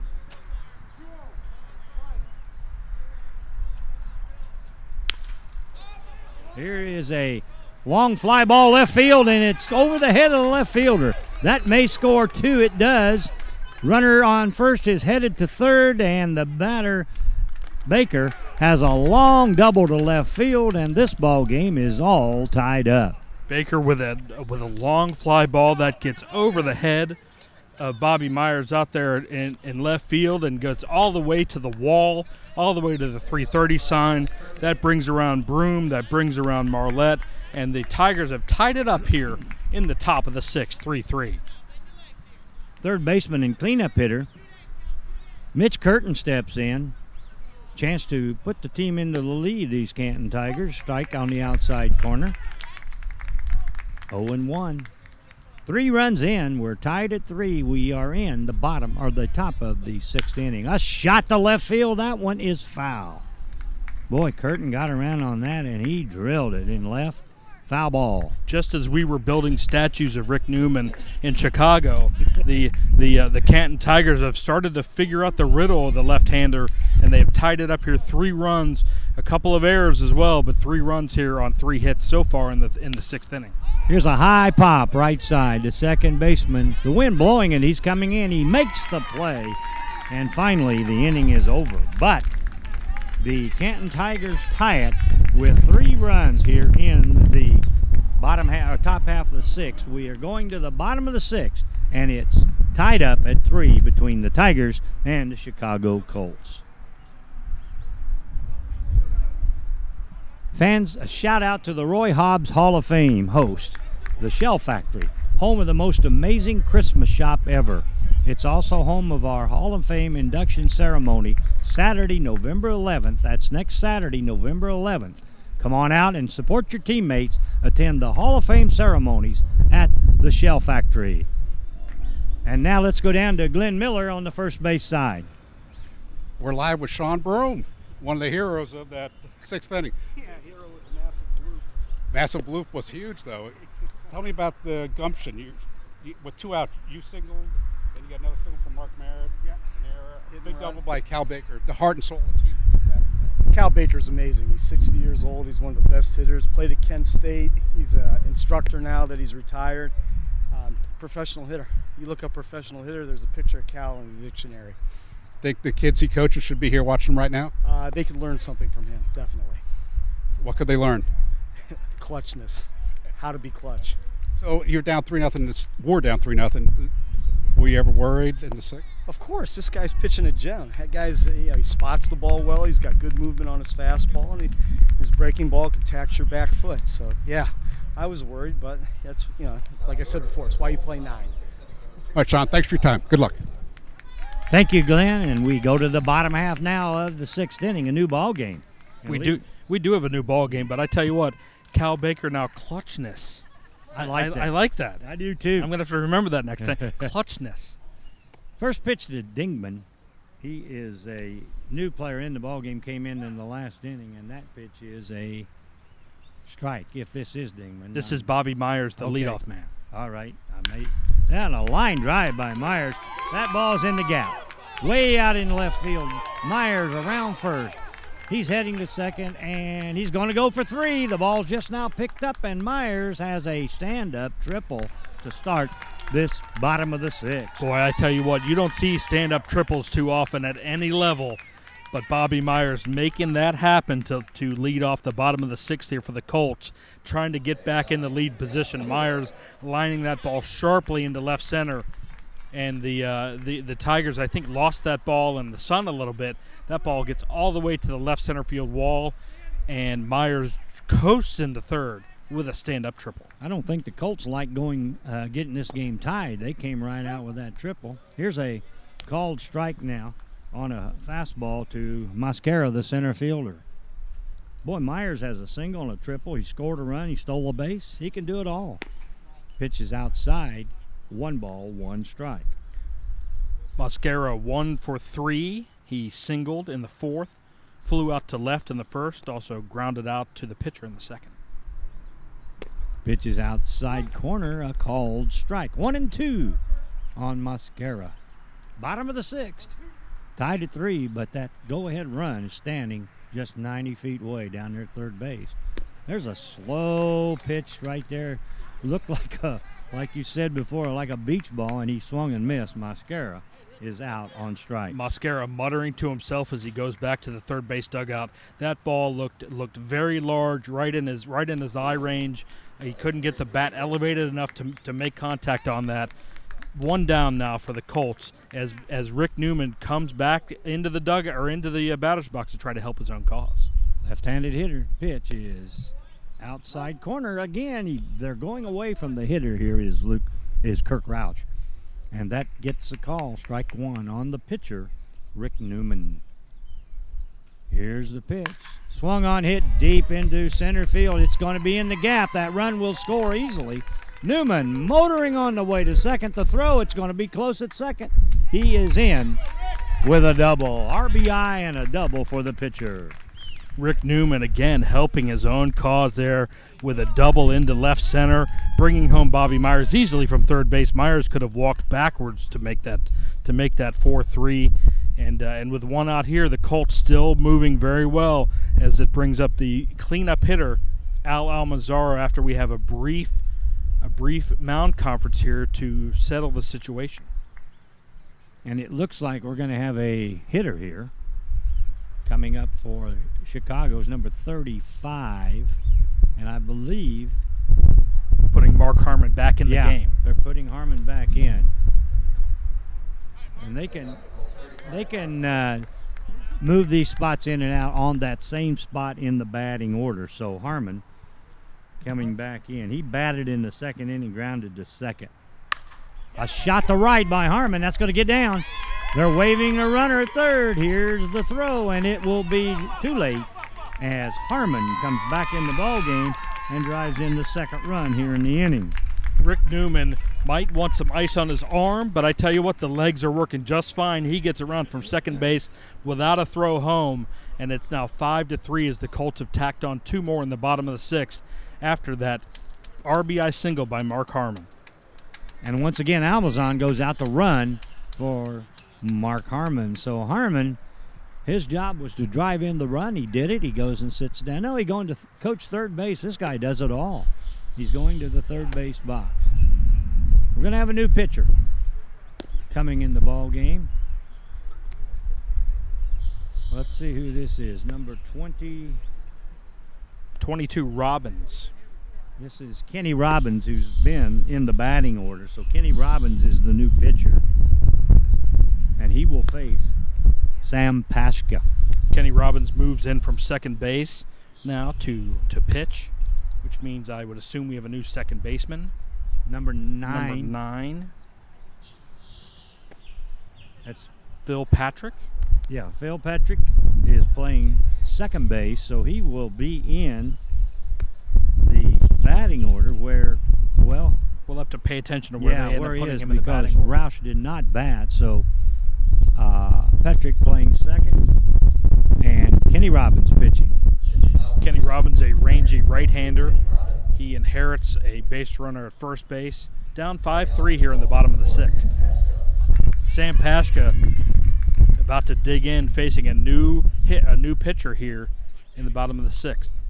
This will be entirely different delivery, it looks like, from the sidearm stuff that we were seeing from Kirk Roush. Runner on first, one down, the pitch right over the top. This guy, and it's popped up. The catcher looking up, makes the play right behind home plate. So Pashka sees one pitch from the new pitcher Robbins and pops it straight up in the air.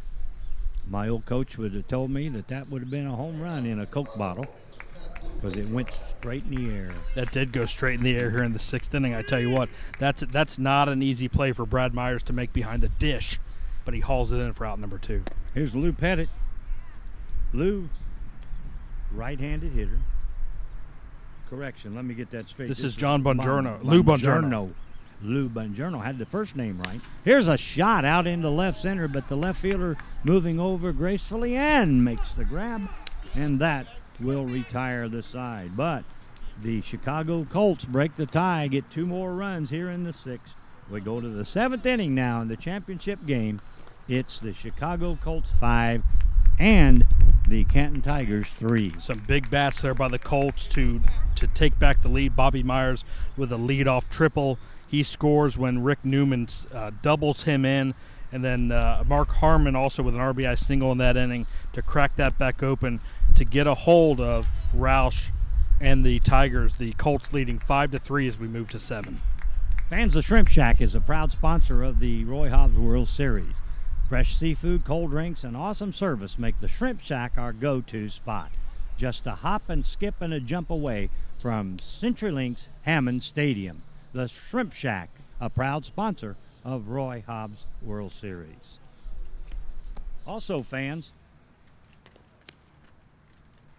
the Got Game, the fun doesn't have to end when you go home. Start searching for other athletes in your area with similar interest and skill levels on Got Game.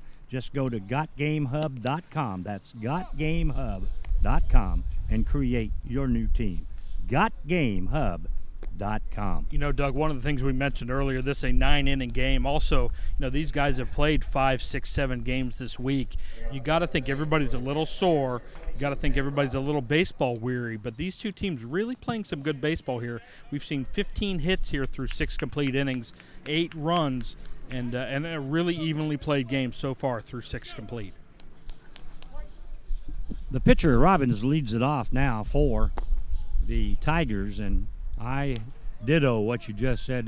To me, this has been a fun game to watch. It's exciting, and it's not walk. It's good pitching. Boy, Robbins just got into one. Deep left field. Left fielder back. That ball hits off the wall out there in left field, and it's a double for Robbins. He really hammered that one. Boy, Kenny Robbins got a hold of one, hitting it into the wind here a little bit, and that ball got well over the head of Bobby Myers out there in left field, and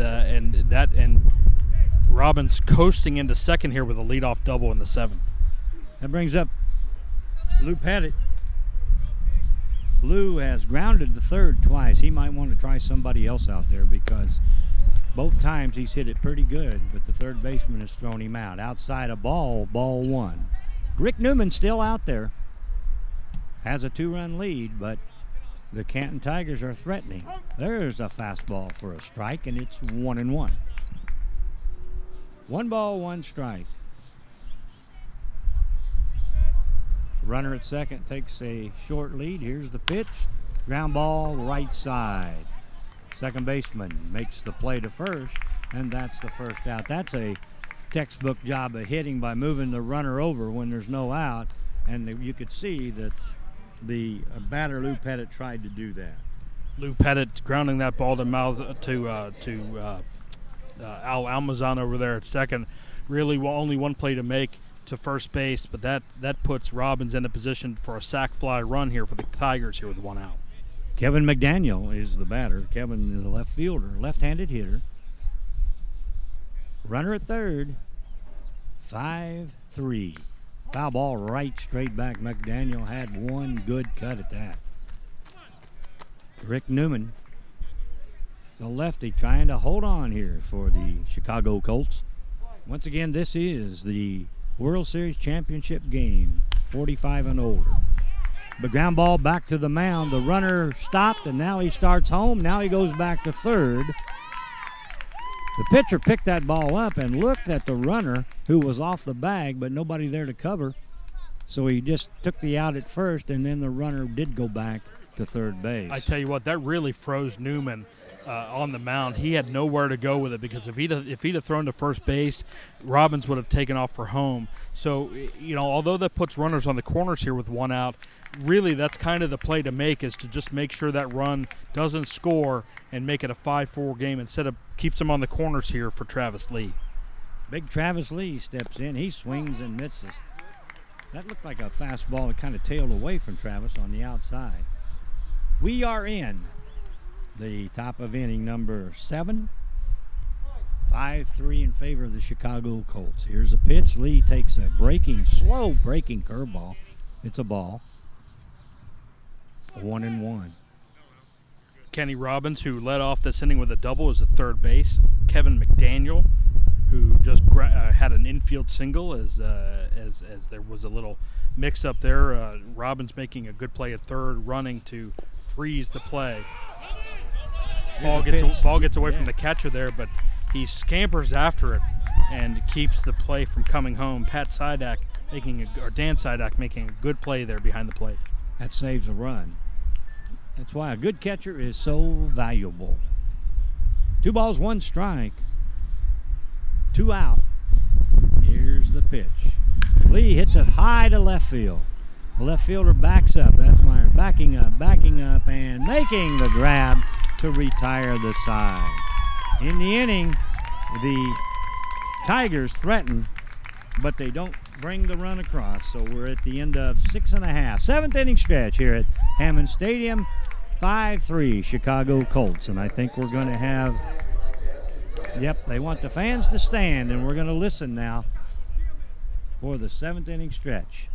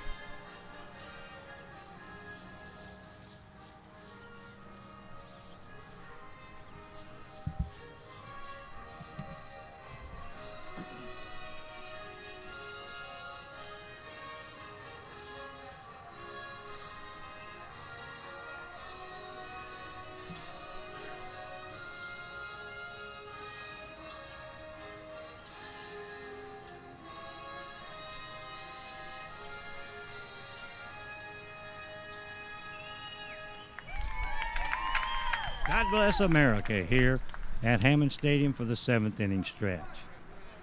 Fans, there are more than 1,000 reasons to visit Flea Masters Flea Market almost across the street from the Player Development Complex on Dr. Martin Luther King Boulevard. Gifts, collectibles, and so much more, and their food is also awesome. Another proud sponsor of the Roy Hobbs World Series, the Flea Masters Flea Market. Now let's go down to the third baseline to Glenn Miller. Here with Sam Paska, the Colts manager, up 5-3. Your starting pitcher, Rick Newman. Tell me about the job he's done so far. Oh, he's done an excellent job. I mean, our defense has been playing really well. Had a couple of miscues in that 6th inning, but our offense came back and helped us out. You know how many pitches he's thrown so far? Yes, he's thrown about 85 pitches so far. Do you have a pitch count, or you just keep going? No, I don't have a pitch count. I think he's in as long as he's effective. And how many games has he pitched this week for you? He's pitched in 2 games, actually, for us. Yep. So he's rested, ready to go the rest of the way if you need him. Yes, he is. He's ready to go for us. All right, Sam. All right. Thank you. Good luck. Okay, thank you, Glenn. Looks like that they'll ride Newman as far as they can.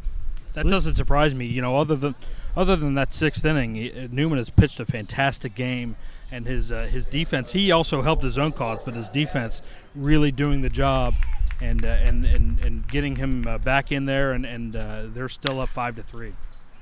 Leading off and hitting it high and deep to left field, it'll be caught for the first out of the inning, was John Madden, the first baseman. So 1 pitch, 1 out. That's what the pitcher out here likes to see, Robbins. I tell you what, Robbins not wasting any time getting in there. 1 pitch, 1 out. That'll bring up Mike Medina. He's 2 for 3 RBI single in the second, struck out in the third, and then a base hit up the middle in the fifth. So Mike Medina looking to tack on a third hit here to get something started. Little left-handed hitter. Medina, one of those kind that you hate to face when you're a pitcher because he can hit it anywhere. Pitch is inside a ball. Ball 2. 2 balls, no strikes to Medina. 1 down. Bottom of the 7th. The Colts still leading. 5-3. Pitches down low. Ball 3. Haven't been a lot of walks in this contest, and Medina trying to get a walk here. It's a pitch inside on the inside corner, and it's 3-1. Here's the wind. Robbins' pitch slapped on the ground to third base. That's fair. Just went right over the bag. Third baseman could not make the play, and the batter Medina will be on. That's a base hit.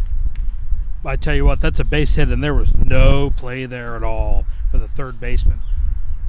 Thought the ball might hit the bag. I actually think it did, and that made Mitch Curtin's job even tougher because that ball had a lot of English off the bat of the left-handed hitter Medina. It was spinning like crazy, like a cue ball over there, and it might have hit the bag.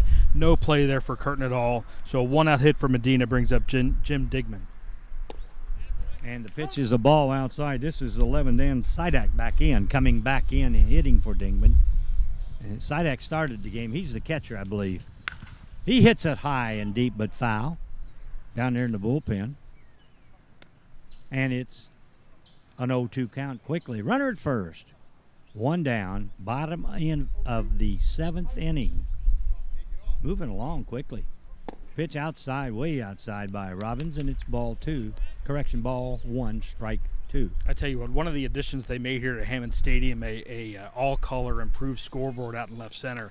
You can see that a mile away, and it really is a fantastic addition here. Sidak slaps a base hit to left field, right between the shortstop and the third baseman. And there are runners on first and second, so the Colts come right back out and get something going. Back-to-back hits, and the batter back to the top of the order is the left fielder Bobby Myers. Mike Medina at second, Dan Sidak at first here with 1 out. Bobby Myers has had an active game so far. He's been up 4 times. Flew out to left in the first, got a reach via error in the second, was stranded there. He had an infield single and scored in the 4th, and then led off the 6th with a triple to the left field wall. This young man, an impressive player here in this ball game. The pitch, strike 1 called. This pitch is down low, ball 1. I tell you what, when it comes right down to it, Doug, aren't they all kids compared to you and I? Everybody is with me. Yeah. You're a kid. Here's a pitch outside, ball 2.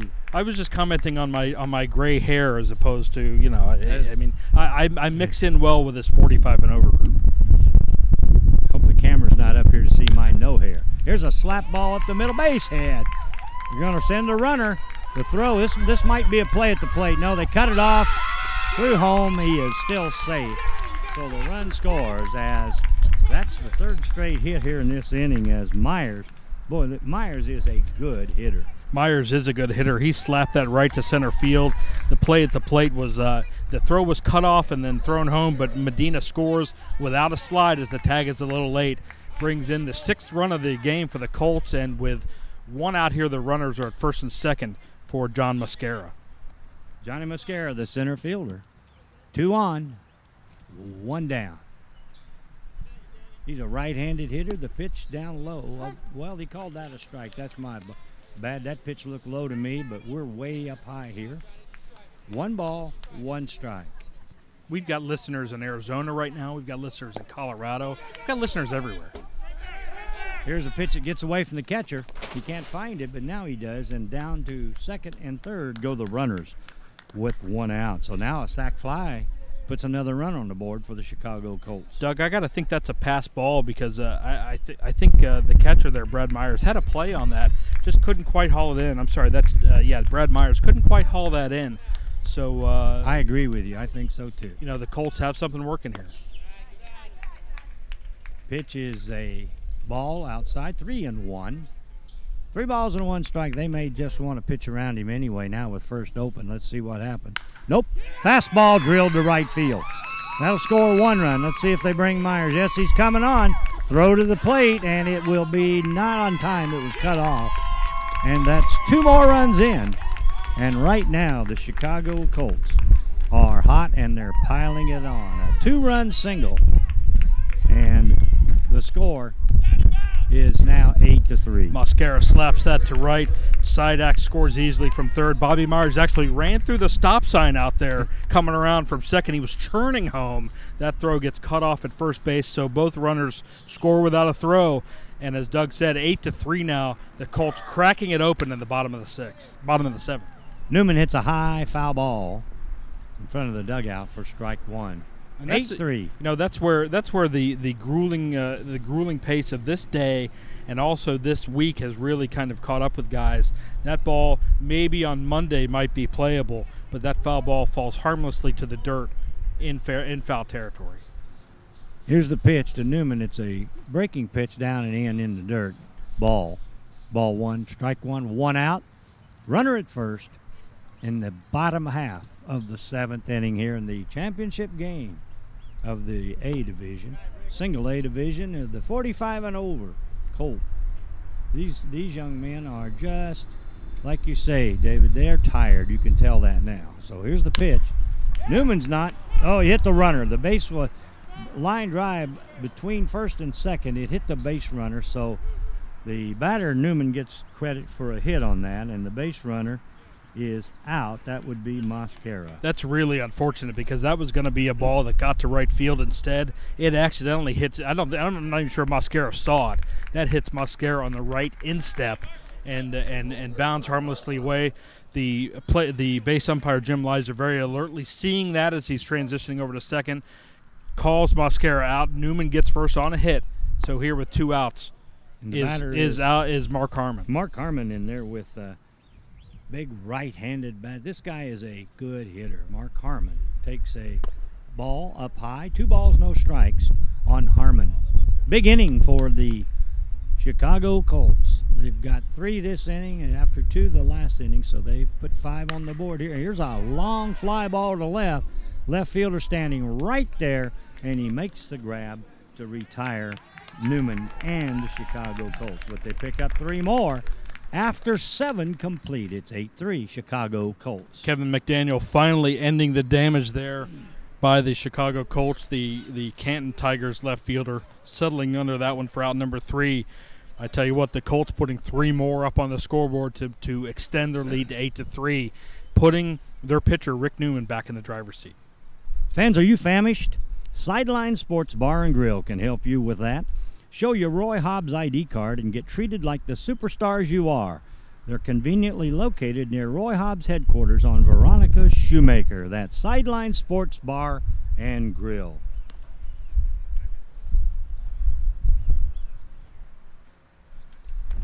Your baseball escape can double as a beach vacation. Explore and enjoy an island getaway with Lighthouse Island Resort Inn and Suites.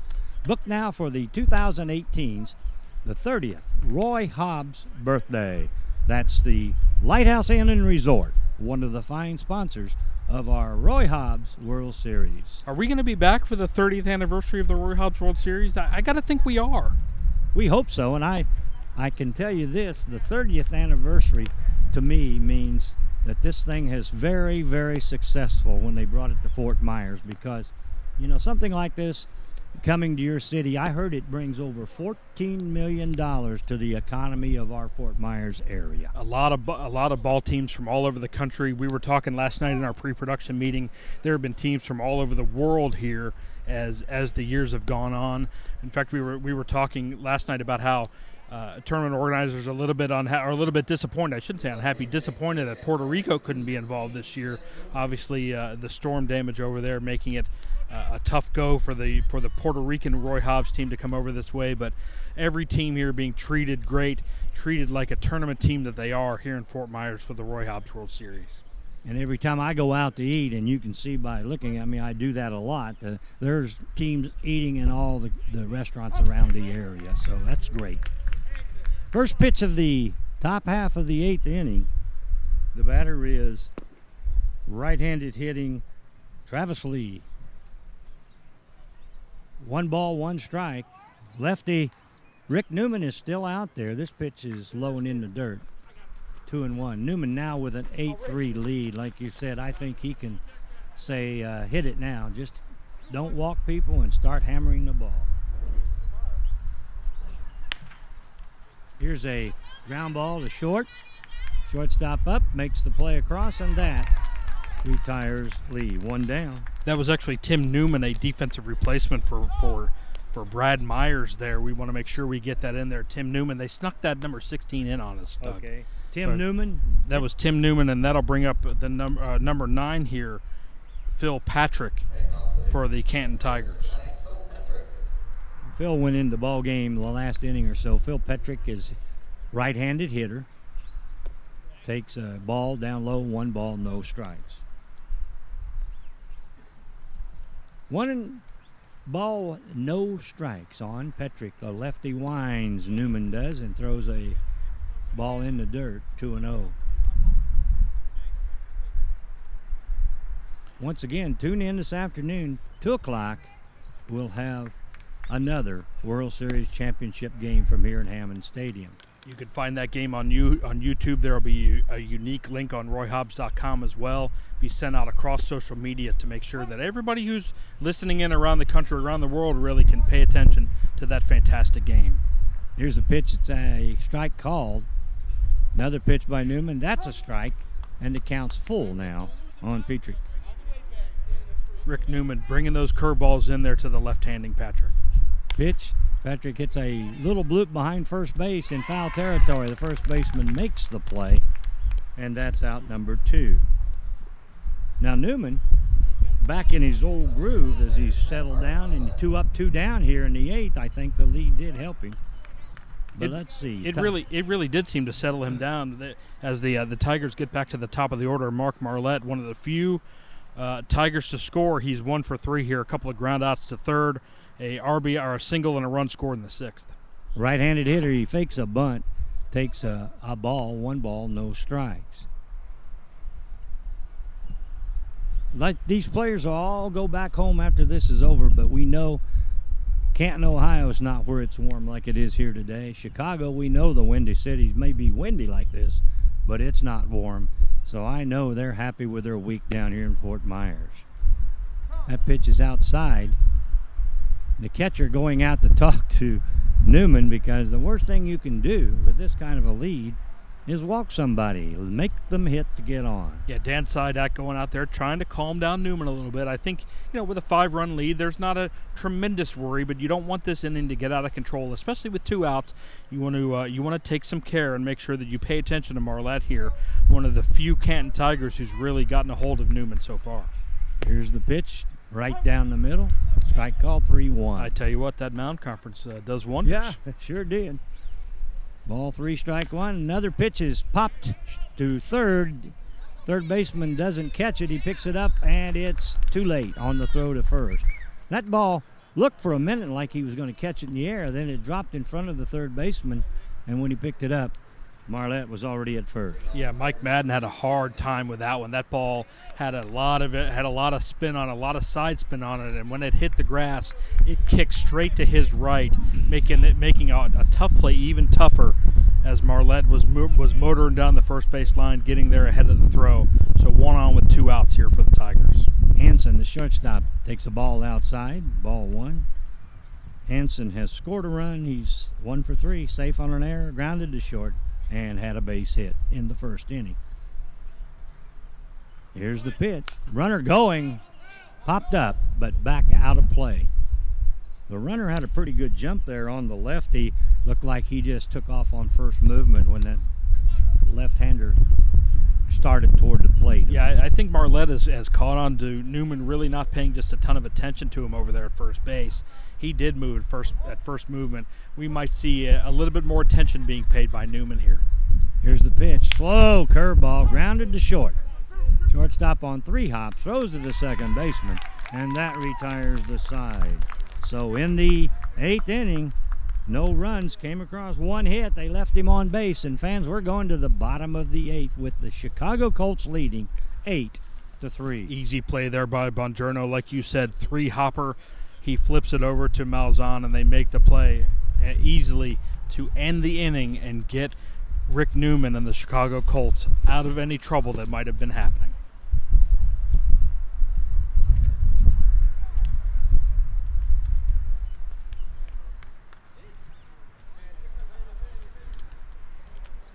Well, fans, one of our fine sponsors is Bubba's, and if you saw on your screen there some of the things that Bubba's is offering, they're one of the fine sponsors of the Roy Hobbs World Series.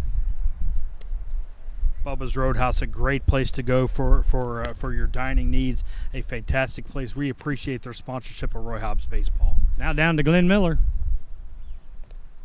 All right, we're here with Sean Broom. Hate to mention the score or the inning, but you guys still have some fight in you, right? Hey, we got one more at bat. We'll see. We'll see. They hit the ball. They're earning their win so far. And their pitcher. I mean, only one of the runs is earned, though. Yeah, he's been fantastic. I just asked him if his arm was sore, and he said no. So disappointed. And now this is your 8th game this week. Yeah, 8th game. So how many innings is that? 72 innings? Or 64? No, 72. Come on. You're a thespian. You're supposed to. But a product of a Florida public education. There you go. So how are the guys' spirits right now? It sucks to lose. It sucks to be losing. So we'll see. I mean, we got 3 more outs. So. All right. Sean, good luck. Thanks. Thanks, Glenn. You know what? It's never over till it's over. And these guys, although they played 72 innings, that 9 times 8, as my 10-year-old daughter Rebecca would say, is indeed 72. So these guys have played a ton of baseball, but they're still battling around here, trying to make something happen. Leading off is Mike Niestad, number 5. This is his first plate appearance. Mike Niestad, tall right-handed batter, facing Kenny Robbins. Here's the pitch. Curveball high. Boy, that had a lot of break on it, but it stayed way high, and it's 1-1 on Niestad. Niestad in for Sam Pashka. Sam earning himself a bit of a breather on the bench.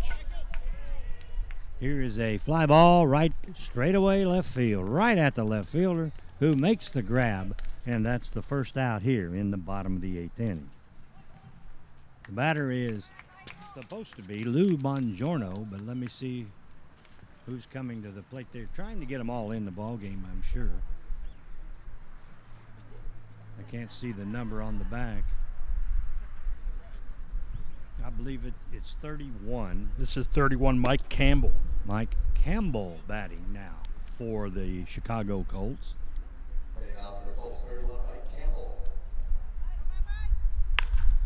Mike swings and he hits a shot out into right field. It's going to get down for a base hit. Get by the right fielder, but Campbell cannot advance to second base. So Campbell comes off the bench swinging the bat. I tell you what, 1 pitch, 1 base hit for Mike Campbell, making it, he's gonna get on the plane to Chicago tonight or tomorrow and say, you know what, I was 1 for 1 in our World Series championship game. I'm feeling pretty good about that. This is a pinch hitter, number 32. And on my roster, I'm not sure that I see it. Rick Alvarez, number 32. Yes, he is on there. I just didn't see it. Left-handed batter, Rick Alvarez. So the Colts emptying their bench here in the bottom of the 8th, getting all their players who made the trip to Fort Myers in to see some plate action. Rick Alvarez, a left-handed hitter. taking a pitch there for a ball. It's 2-0 here. 1 out in the bottom of the 8th. The Colts lead the Tigers 8-3. Here's the pitch. Alvarez pops it up. Third baseman looking in the sun. Shortstop makes the catch. The third baseman kind of looked like he lost it in the sun there for a moment. So Alvarez is out, the second out of the inning. Dan Hansen making a nice little basket catch out there at short, ranging in and hauling that in for out number 2 here. That keeps Campbell at first base, brings up Mike Medina. I think Mike lost track of where they are in the order. He's still in the dugout. They're waiting for. He's just waiting for his at bat music is what this is. Yeah, here he comes out. Okay. With 2 down in the 8th inning, and his team up 8-3. Medina will come to the plate. He's got 3 hits. He's had a good afternoon. Mike Medina, left-handed hitter. It's taking just a minute to get those batting gloves on.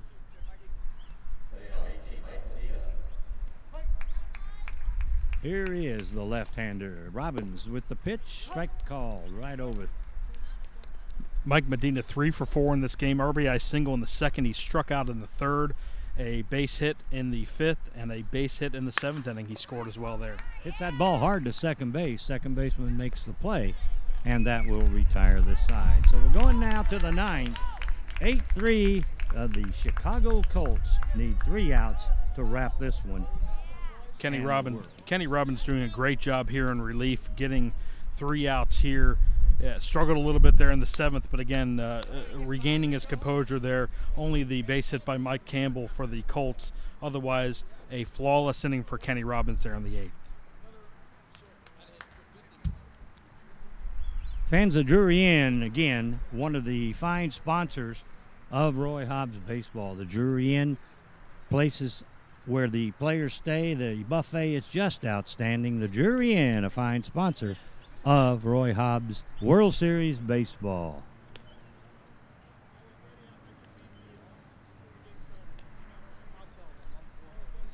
Fans, there's an awesome bar for awesome people like you. Catch 22, live music and sports bar. Easy access off Colonial Boulevard near the Midpoint Bridge. That's the Catch 22 live music and sports bar. Doug, Glenn Miller and I having a conversation there between half innings, trying to figure out who the MVP might be this game between Bobby Myers, the leadoff hitter who scored 3 times and had that triple to lead off the 6th, or would it be Rick Newman, their pitcher, who's still on the mound, still twirling here in the 9th? I tell you what, a case could be made for either one. I agree very much, and you know, Newman, though, has done with the bat. He's done it on the mound. I kind of like Newman for the honor. I agree. Rick Newman is he's 3 for 5 or 3 for 4. He has a sacrifice RBI in the 4th. He also had an RBI double in the 5th, and you know, pitching a tremendous game. To go a complete game here at the end of this week, and be pitching into the 9th is really, really fantastic. The leadoff batter for the Canton Tigers is the first baseman, Cal Baker. He's the batter that unloaded the bases back there in the 6th inning. He foul ball back, 1 strike. This pitch is low, ball 1. Again, I show poor range there, not making that play. I apologize. By the time we get to our 4th game next Saturday, nothing will get by you.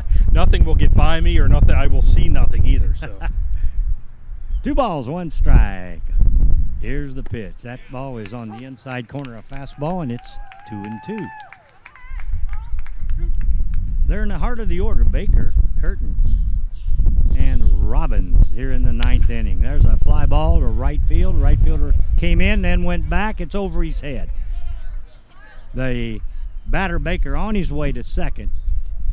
You know, they said he's a hitting instructor, and that pitch was away, and he took it to right, so that shows you a lot about what he knows about hitting. Cal Baker, a professional hitter. Yes, sir. And certainly showed it there. Jim Digman took 2 steps in and then realized that was the wrong way to go out there in right field and had to backtrack and haul that in.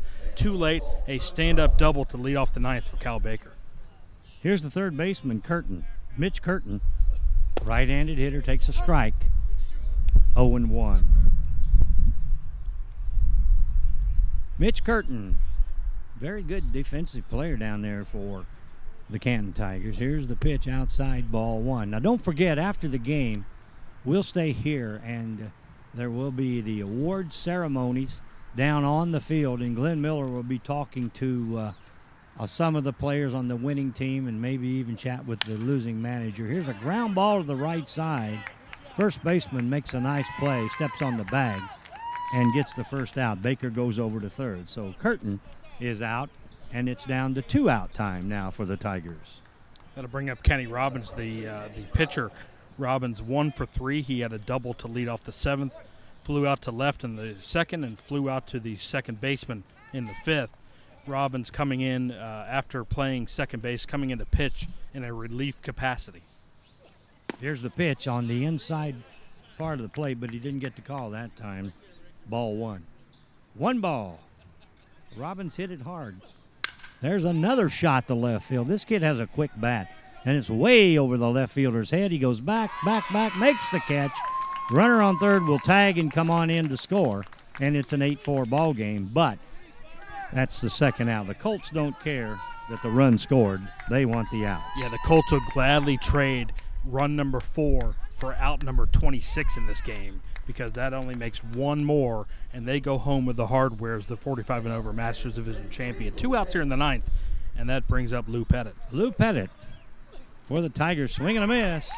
Boy, you can see now that Rick Newman wants this thing. 1 strike to Lou Pettit. Rick Newman almost looking as fresh now in inning number 9 as he did in the first. Pitch is swung on, hit up the middle, base hit. So right now the Canton Tigers are not going to go easily. Lou Pettit singles, and with 2 out, it brings up the left fielder Kevin McDaniel. Lou Pettit on first. Let's see if they're going to get a first base coach called time. I think they want a runner for Lou. Let's see if they do. Yep, out of the dugout comes number 57 for the Canton Tigers. That's Rob Kramer. Kramer's going out to run, or did he? Nope. Yeah, he did. He went in. So with 2 down, Kevin McDaniel, the left fielder. Newman and Sidak out there giving a little talk over here, making sure that that they've got their signals square. The catcher and pitcher, the battery here, really a fantastic game by both guys to get it to this point with McDaniel digging in on the right side. First pitch is low and in the dirt, ball 1 to McDaniel. Rick Newman going the distance. He needs 1 more out. 8-4. Here's the pitch. That's a curveball. He's throwing a lot of breaking pitches here, and that gets away from the catcher. Back to the backstop and down to second goes the pinch runner Kramer. That wild pitch puts Pettit over to second base. Again, not really a whole lot to worry about so far. A 4-run lead for Newman and the Colts, but he doesn't want to let this get too far out of hand. In the stretch, the pitch inside. 3-0. 3 balls, no strikes. So let's see if they're taking now. The Tigers need base runners, and they took a strike, exactly what he was doing up there as Newman's pitch was on the outside corner, but McDaniel made no offer at that one. 3-1. Here's the pitch. Swung on. Line shot to first base. The first baseman has it, steps on the bag, and we have a champion in the Roy Hobbs A Division, and it's the Colts of Chicago. The Chicago Colts win the game. The final totals for the Chicago Colts: 8 runs, 16 hits, and 2 errors. For the losing Canton Tigers, 4 runs, 9 hits, and 2 errors. The winning pitcher is Rick Newman. The loser, Kirk Rauch. I tell you what, a fantastic pitching performance all the way around by Rick Newman. He is over there very quickly as John Madden hauls that in, steps on first base. The two embrace right off of first base.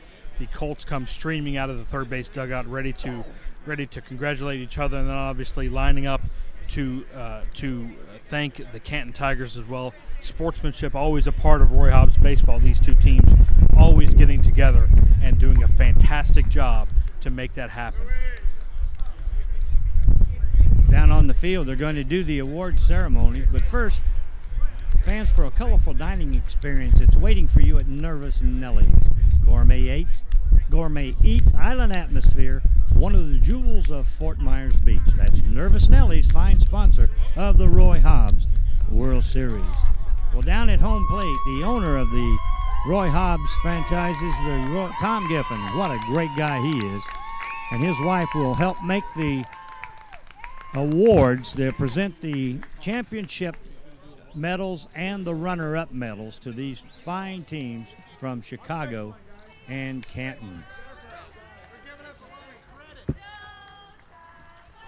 We'll also, as soon as the awards are over, Glenn Miller will grab some people down there for us and talk to probably some of the winners that are celebrating a long week. I believe, David, they said they played 8 games, and this is their 9th. 8 games per team. It's been a fantastic series for both teams. Really no losers once you get to this position.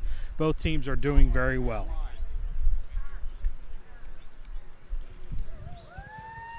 Ready to go? Okay, down to Tom and Glenn.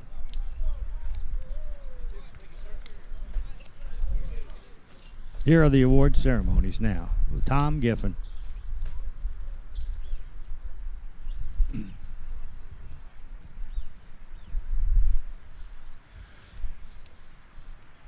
Congratulations to the Chicago Colts for winning the 2017 Roy Hobbs Masters A Championship.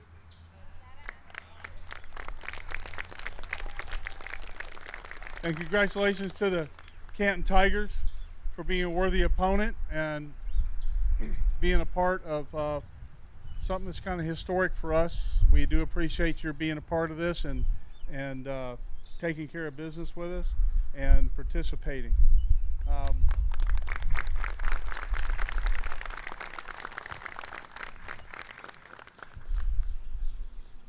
This game was actually a live feed.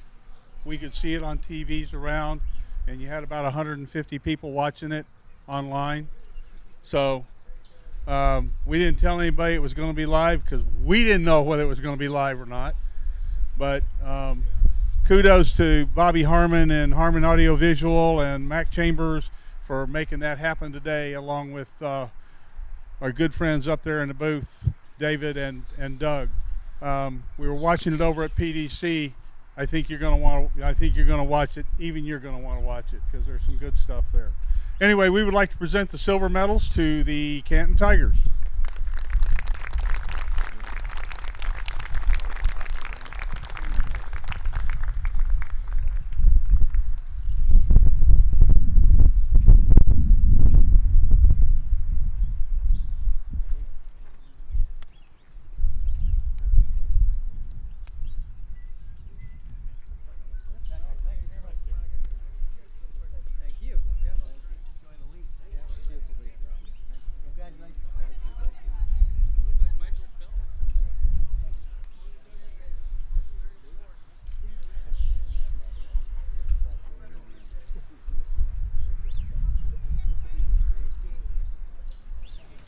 Doug, I tell you what, as Tom Giffen gives out those awards to the Canton Tigers, giving out their medals to him, shaking every player's hand, it's awesome to see both teams really trying hard, both teams congratulating each other and the other team. Really a fantastic display of sportsmanship. We love to see that here, and it really shows what Roy Hobbs baseball is all about. You know, I only met Tom early this week, and I was so impressed with the office and the people that work for the Roy Hobbs organization. It's not hard to see why this is the best adult league in the whole country. And the other thing that I found out was there's an adult league out west, but when they play their World Series, they're in Arizona, and it's about 25-30 miles between the ballparks. Here in Fort Myers, we're all right around it, and like you said, it's so well run. Congratulations to the Canton Tigers. And now for the presentation to the Chicago Colts.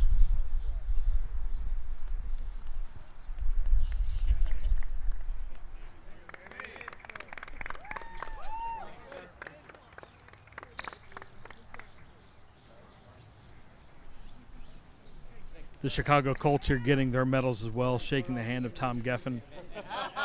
Really,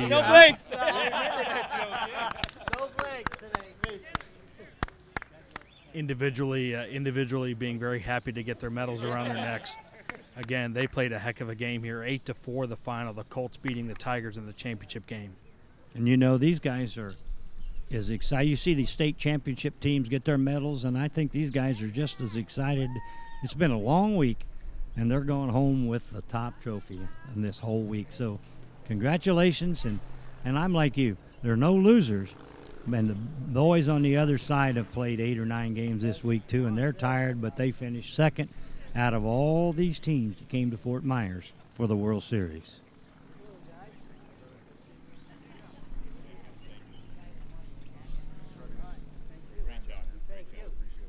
Don't forget, fans, coming up at 2 o'clock, I think we'll probably go on the air about 1:15 with the Quad A Championship of the 45 and over here at Fort Myers, and you don't want to miss it. Big round of applause for the Chicago Colts. Thank you very much.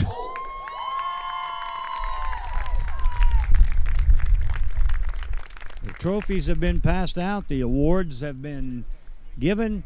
Some good baseball, and it was a great day.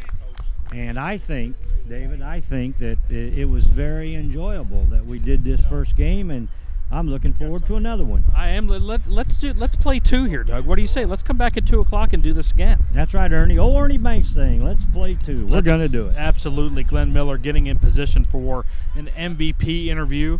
He's going to be in position here in just a second, and we'll make that happen. Glenn will get a hold of, we want to say he'll get a hold of Rick Newman for the first time all game. They're going to take some pictures down there off of the third base dugout as well. Let's see how right we were. Let's see. We left that up to Glenn, but he's going to go out there as soon as they get their picture taken and get a hold of our MVP. So, you know, again, a fantastic performance all week long by the Chicago Colts. They come home as the winners here in the 29th annual Roy Hobbs World Series, the 45 and over Masters Division. They bring home the hardware. Canton Tigers go home to Canton as the runners-up. No shame at all in that. It's great to see. And while we're waiting on Glenn back out there, let me tell you that Nervous Nellies has always ready to keep you hydrated. Nervous Nellies is located on Fort Myers Beach, and it's truly a diamond in the rough. You ought to see that menu if you haven't been out there. That's one of the most extensive menus in the Fort Myers area. Nervous Nellies, proud sponsor of the Roy Hobbs World Series. Let's go down the batting lineup for the Chicago Colts here while we have a moment. Leadoff hitter Bobby Myers was 3 for 5. He had a triple, 3 runs scored. He also had an RBI single in the 7th. John Mascara was 2 for 5. He had a 2-run single in the 7th. Rick Newman, of course, the winning pitcher who will probably be our MVP, was 3 for 4. He had a sac fly RBI in the 4th, also an RBI double in the 5th. Mark Harmon and Al Almanzon split in the 4th spot. Sam Paska and Mike Nested split in the 5th spot. Paska had a walk and a run scored in the 2nd. Lou Bongiorno was 1 for 3, and then Mike Campbell had a base hit in a reserve capacity in the 8th. Rick Alvarez and John Madden combined for a hit in the 7th spot. Mike Medina, the third baseman, was 3 for 5. He had an RBI single in the 2nd. Dan Sidak, the catcher, was 0 for 3. Jim Dignan came in and had a hit and a run scored for Sidak there in the 7th, but Sidak behind the dish, I want to say, for the entire game for Rick Newman, your winning pitcher. I think you're right, and I think that the team was very impressive, but I have to really give my hat off to Rick Newman. And I forgot what you said on the bio, but at his age, he pitched 9 complete innings. He's the winning pitcher, and he was one of the top hitters in the whole tournament that we saw. So congratulations. The Chicago Colts head back to the Windy City as champions of the World Series. Now, I thought, I'm a Cub fan, and I thought that we would be saying that now about my Cubs. It didn't happen. So finally we have a Chicago winner again this year. Well, again this year, the Cubs finally got off the schneid there, so to speak. last year. So, you know, you've had a year to celebrate. You can let somebody else celebrate now. The Houston Astros with their first World Championship. But, sure, the Chicago Colts now are bringing more titles back to the Windy City with this Roy Hobbs World Series Championship. I think Glenn they're breaking up the picture taking out there, as you can see, and I think Glenn will grab for us the MVP, and we'll see if we're correct in the selection here. Oh, they're coming toward Glenn. Who's Glenn going to talk to? This is a mystery. No, we're pretty sure we know who it's going to be here. All right, we are going to throw it down to Glenn here, and we are ready to go with the game MVP. We're live. Congratulations, Rick. Heck of a job. How many pitches did you throw? Probably 1,000. I was thinking about 1,200. Yeah. There you go. But how much rest did you have before this start? I threw Monday just 4 innings, so yeah, felt good. Yep. So. And to win a Roy Hobbs championship, what's that feel? Great. I have a bronze, I got a silver, so I got my gold now. So great. And how many years did it take you to get to this goal? 6. This is my 6th year here. Coming into this week, did you think you had the team to do this? Oh yeah, absolutely. Yeah. We got a pretty stacked team, so absolutely. And Mike Nested yesterday, he threw 18 innings for 2 games. Yep. So without him, we're not here. So give him a lot of credit too. Talk about your leadoff hitter and left fielder Meyer. Yep, my guy. We've been doing it all year, even back home. So yeah, he had a great game, absolutely. And the defense and the catcher. Talk about your catcher, how he called the game and how he helped you. Danny Sidek, awesome. My fastball had a lot of movement on it today, so we stuck with that a lot. And then slipping in some changeups, some curveballs. But yeah, Danny called an amazing game. Okay, you said you threw about 1,000 pitches. How much do you think it actually was? Probably about 120, 130, I'm sure. Yeah. So got another 100 in me. And when was the last time you threw a complete game? Oh my gosh. Probably 20 years. Yeah. No, actually no. A couple years ago. Yeah. In the Roy Hobbs World Series? Back home. Yeah, local league. Yep. So what are you gonna do to celebrate now? There'll be some beer involved, that's for sure. Not a nap? No, I could do that on the plane ride home tomorrow. Yeah. Yeah. Congratulations. Thank you very much. We'll bring Bobby over now. I'm doing okay. Congratulations. How do you feel after that? You had a triple, stolen base, scored a couple runs. Much better than I did in the 6th inning, but yeah, I feel real great. Great team, great guys. We're a big family. Feels real good right now. And how did it feel when the wives and girlfriends were singing "We Are the Champions"? That's the best. They've been here all week with us. Yesterday, they helped us through the doubleheader. They were involved in everything. They were singing in the stadium at Terry Park. It's just a great feeling. And talk about your starting pitcher, Rick Newman. I mean, complete game, easily over 100 pitches, but the grit he showed and the talent. He does it every game. He comes out, he's 100% from warm-ups through the end of the game. Just like Mike Nested did yesterday. He threw 2 complete games yesterday. We have Ricky. I mean, we leaned on them. If it wasn't for them, we wouldn't be here right now. And coming in, you guys felt you had a team that could do this, right? We always feel we could compete with anybody. The only people who could beat us is ourselves, I think. So we did real well, and that's what we expected to do. Yeah, so look at the scoreboard now. They tied it up there, the 6th. Any worries there that might slip away? No, like I said, last time we spoke, the game's not over till it's over. So I know that we could always come back. We're never down. We never get down on ourselves. We don't beat each other up. We come back and we just get back right at it. And how's that gold medal feel around your neck? Feels outstanding. Bobby, thanks. Congratulations. Let me bring the skipper over. Sam, congratulations. Thank you. So first, talk about your starting pitcher, Rick Newman. Complete game, 2 earned runs. They gave a bunch of singles, but just his overall effort. Oh, Rick's effort was amazing. I mean, tremendous. He had heart of a champion. He went out there, he gave it all. He left everything out there for us. It was awesome. And he jokingly said he threw about 1,000 pitches. How many was it? Do you have an actual count? It was closer to 122. Yes. So yeah, we kept track. And talk about his grit and character. Big league pitchers. It's front page news that they throw 120 pitches in a game. And how old is Rick? Rick is 46. So you got a 46-year-old guy throwing a complete game on a very warm day. How about the spunk, character, gutsy? Said Ricky's got a heart of a champion. He was going to leave it all out there for us today, and he proved that today. He did a great job for us. And your leadoff hitter, Bobby Myers, table setter. What does he mean to your offense, getting on base? I know you had triple and a slow. Yeah, see it. Bobby's a spark plug. It's kind of why we put him there. He's got some speed, gets around the bases, makes things happen for us. Yep.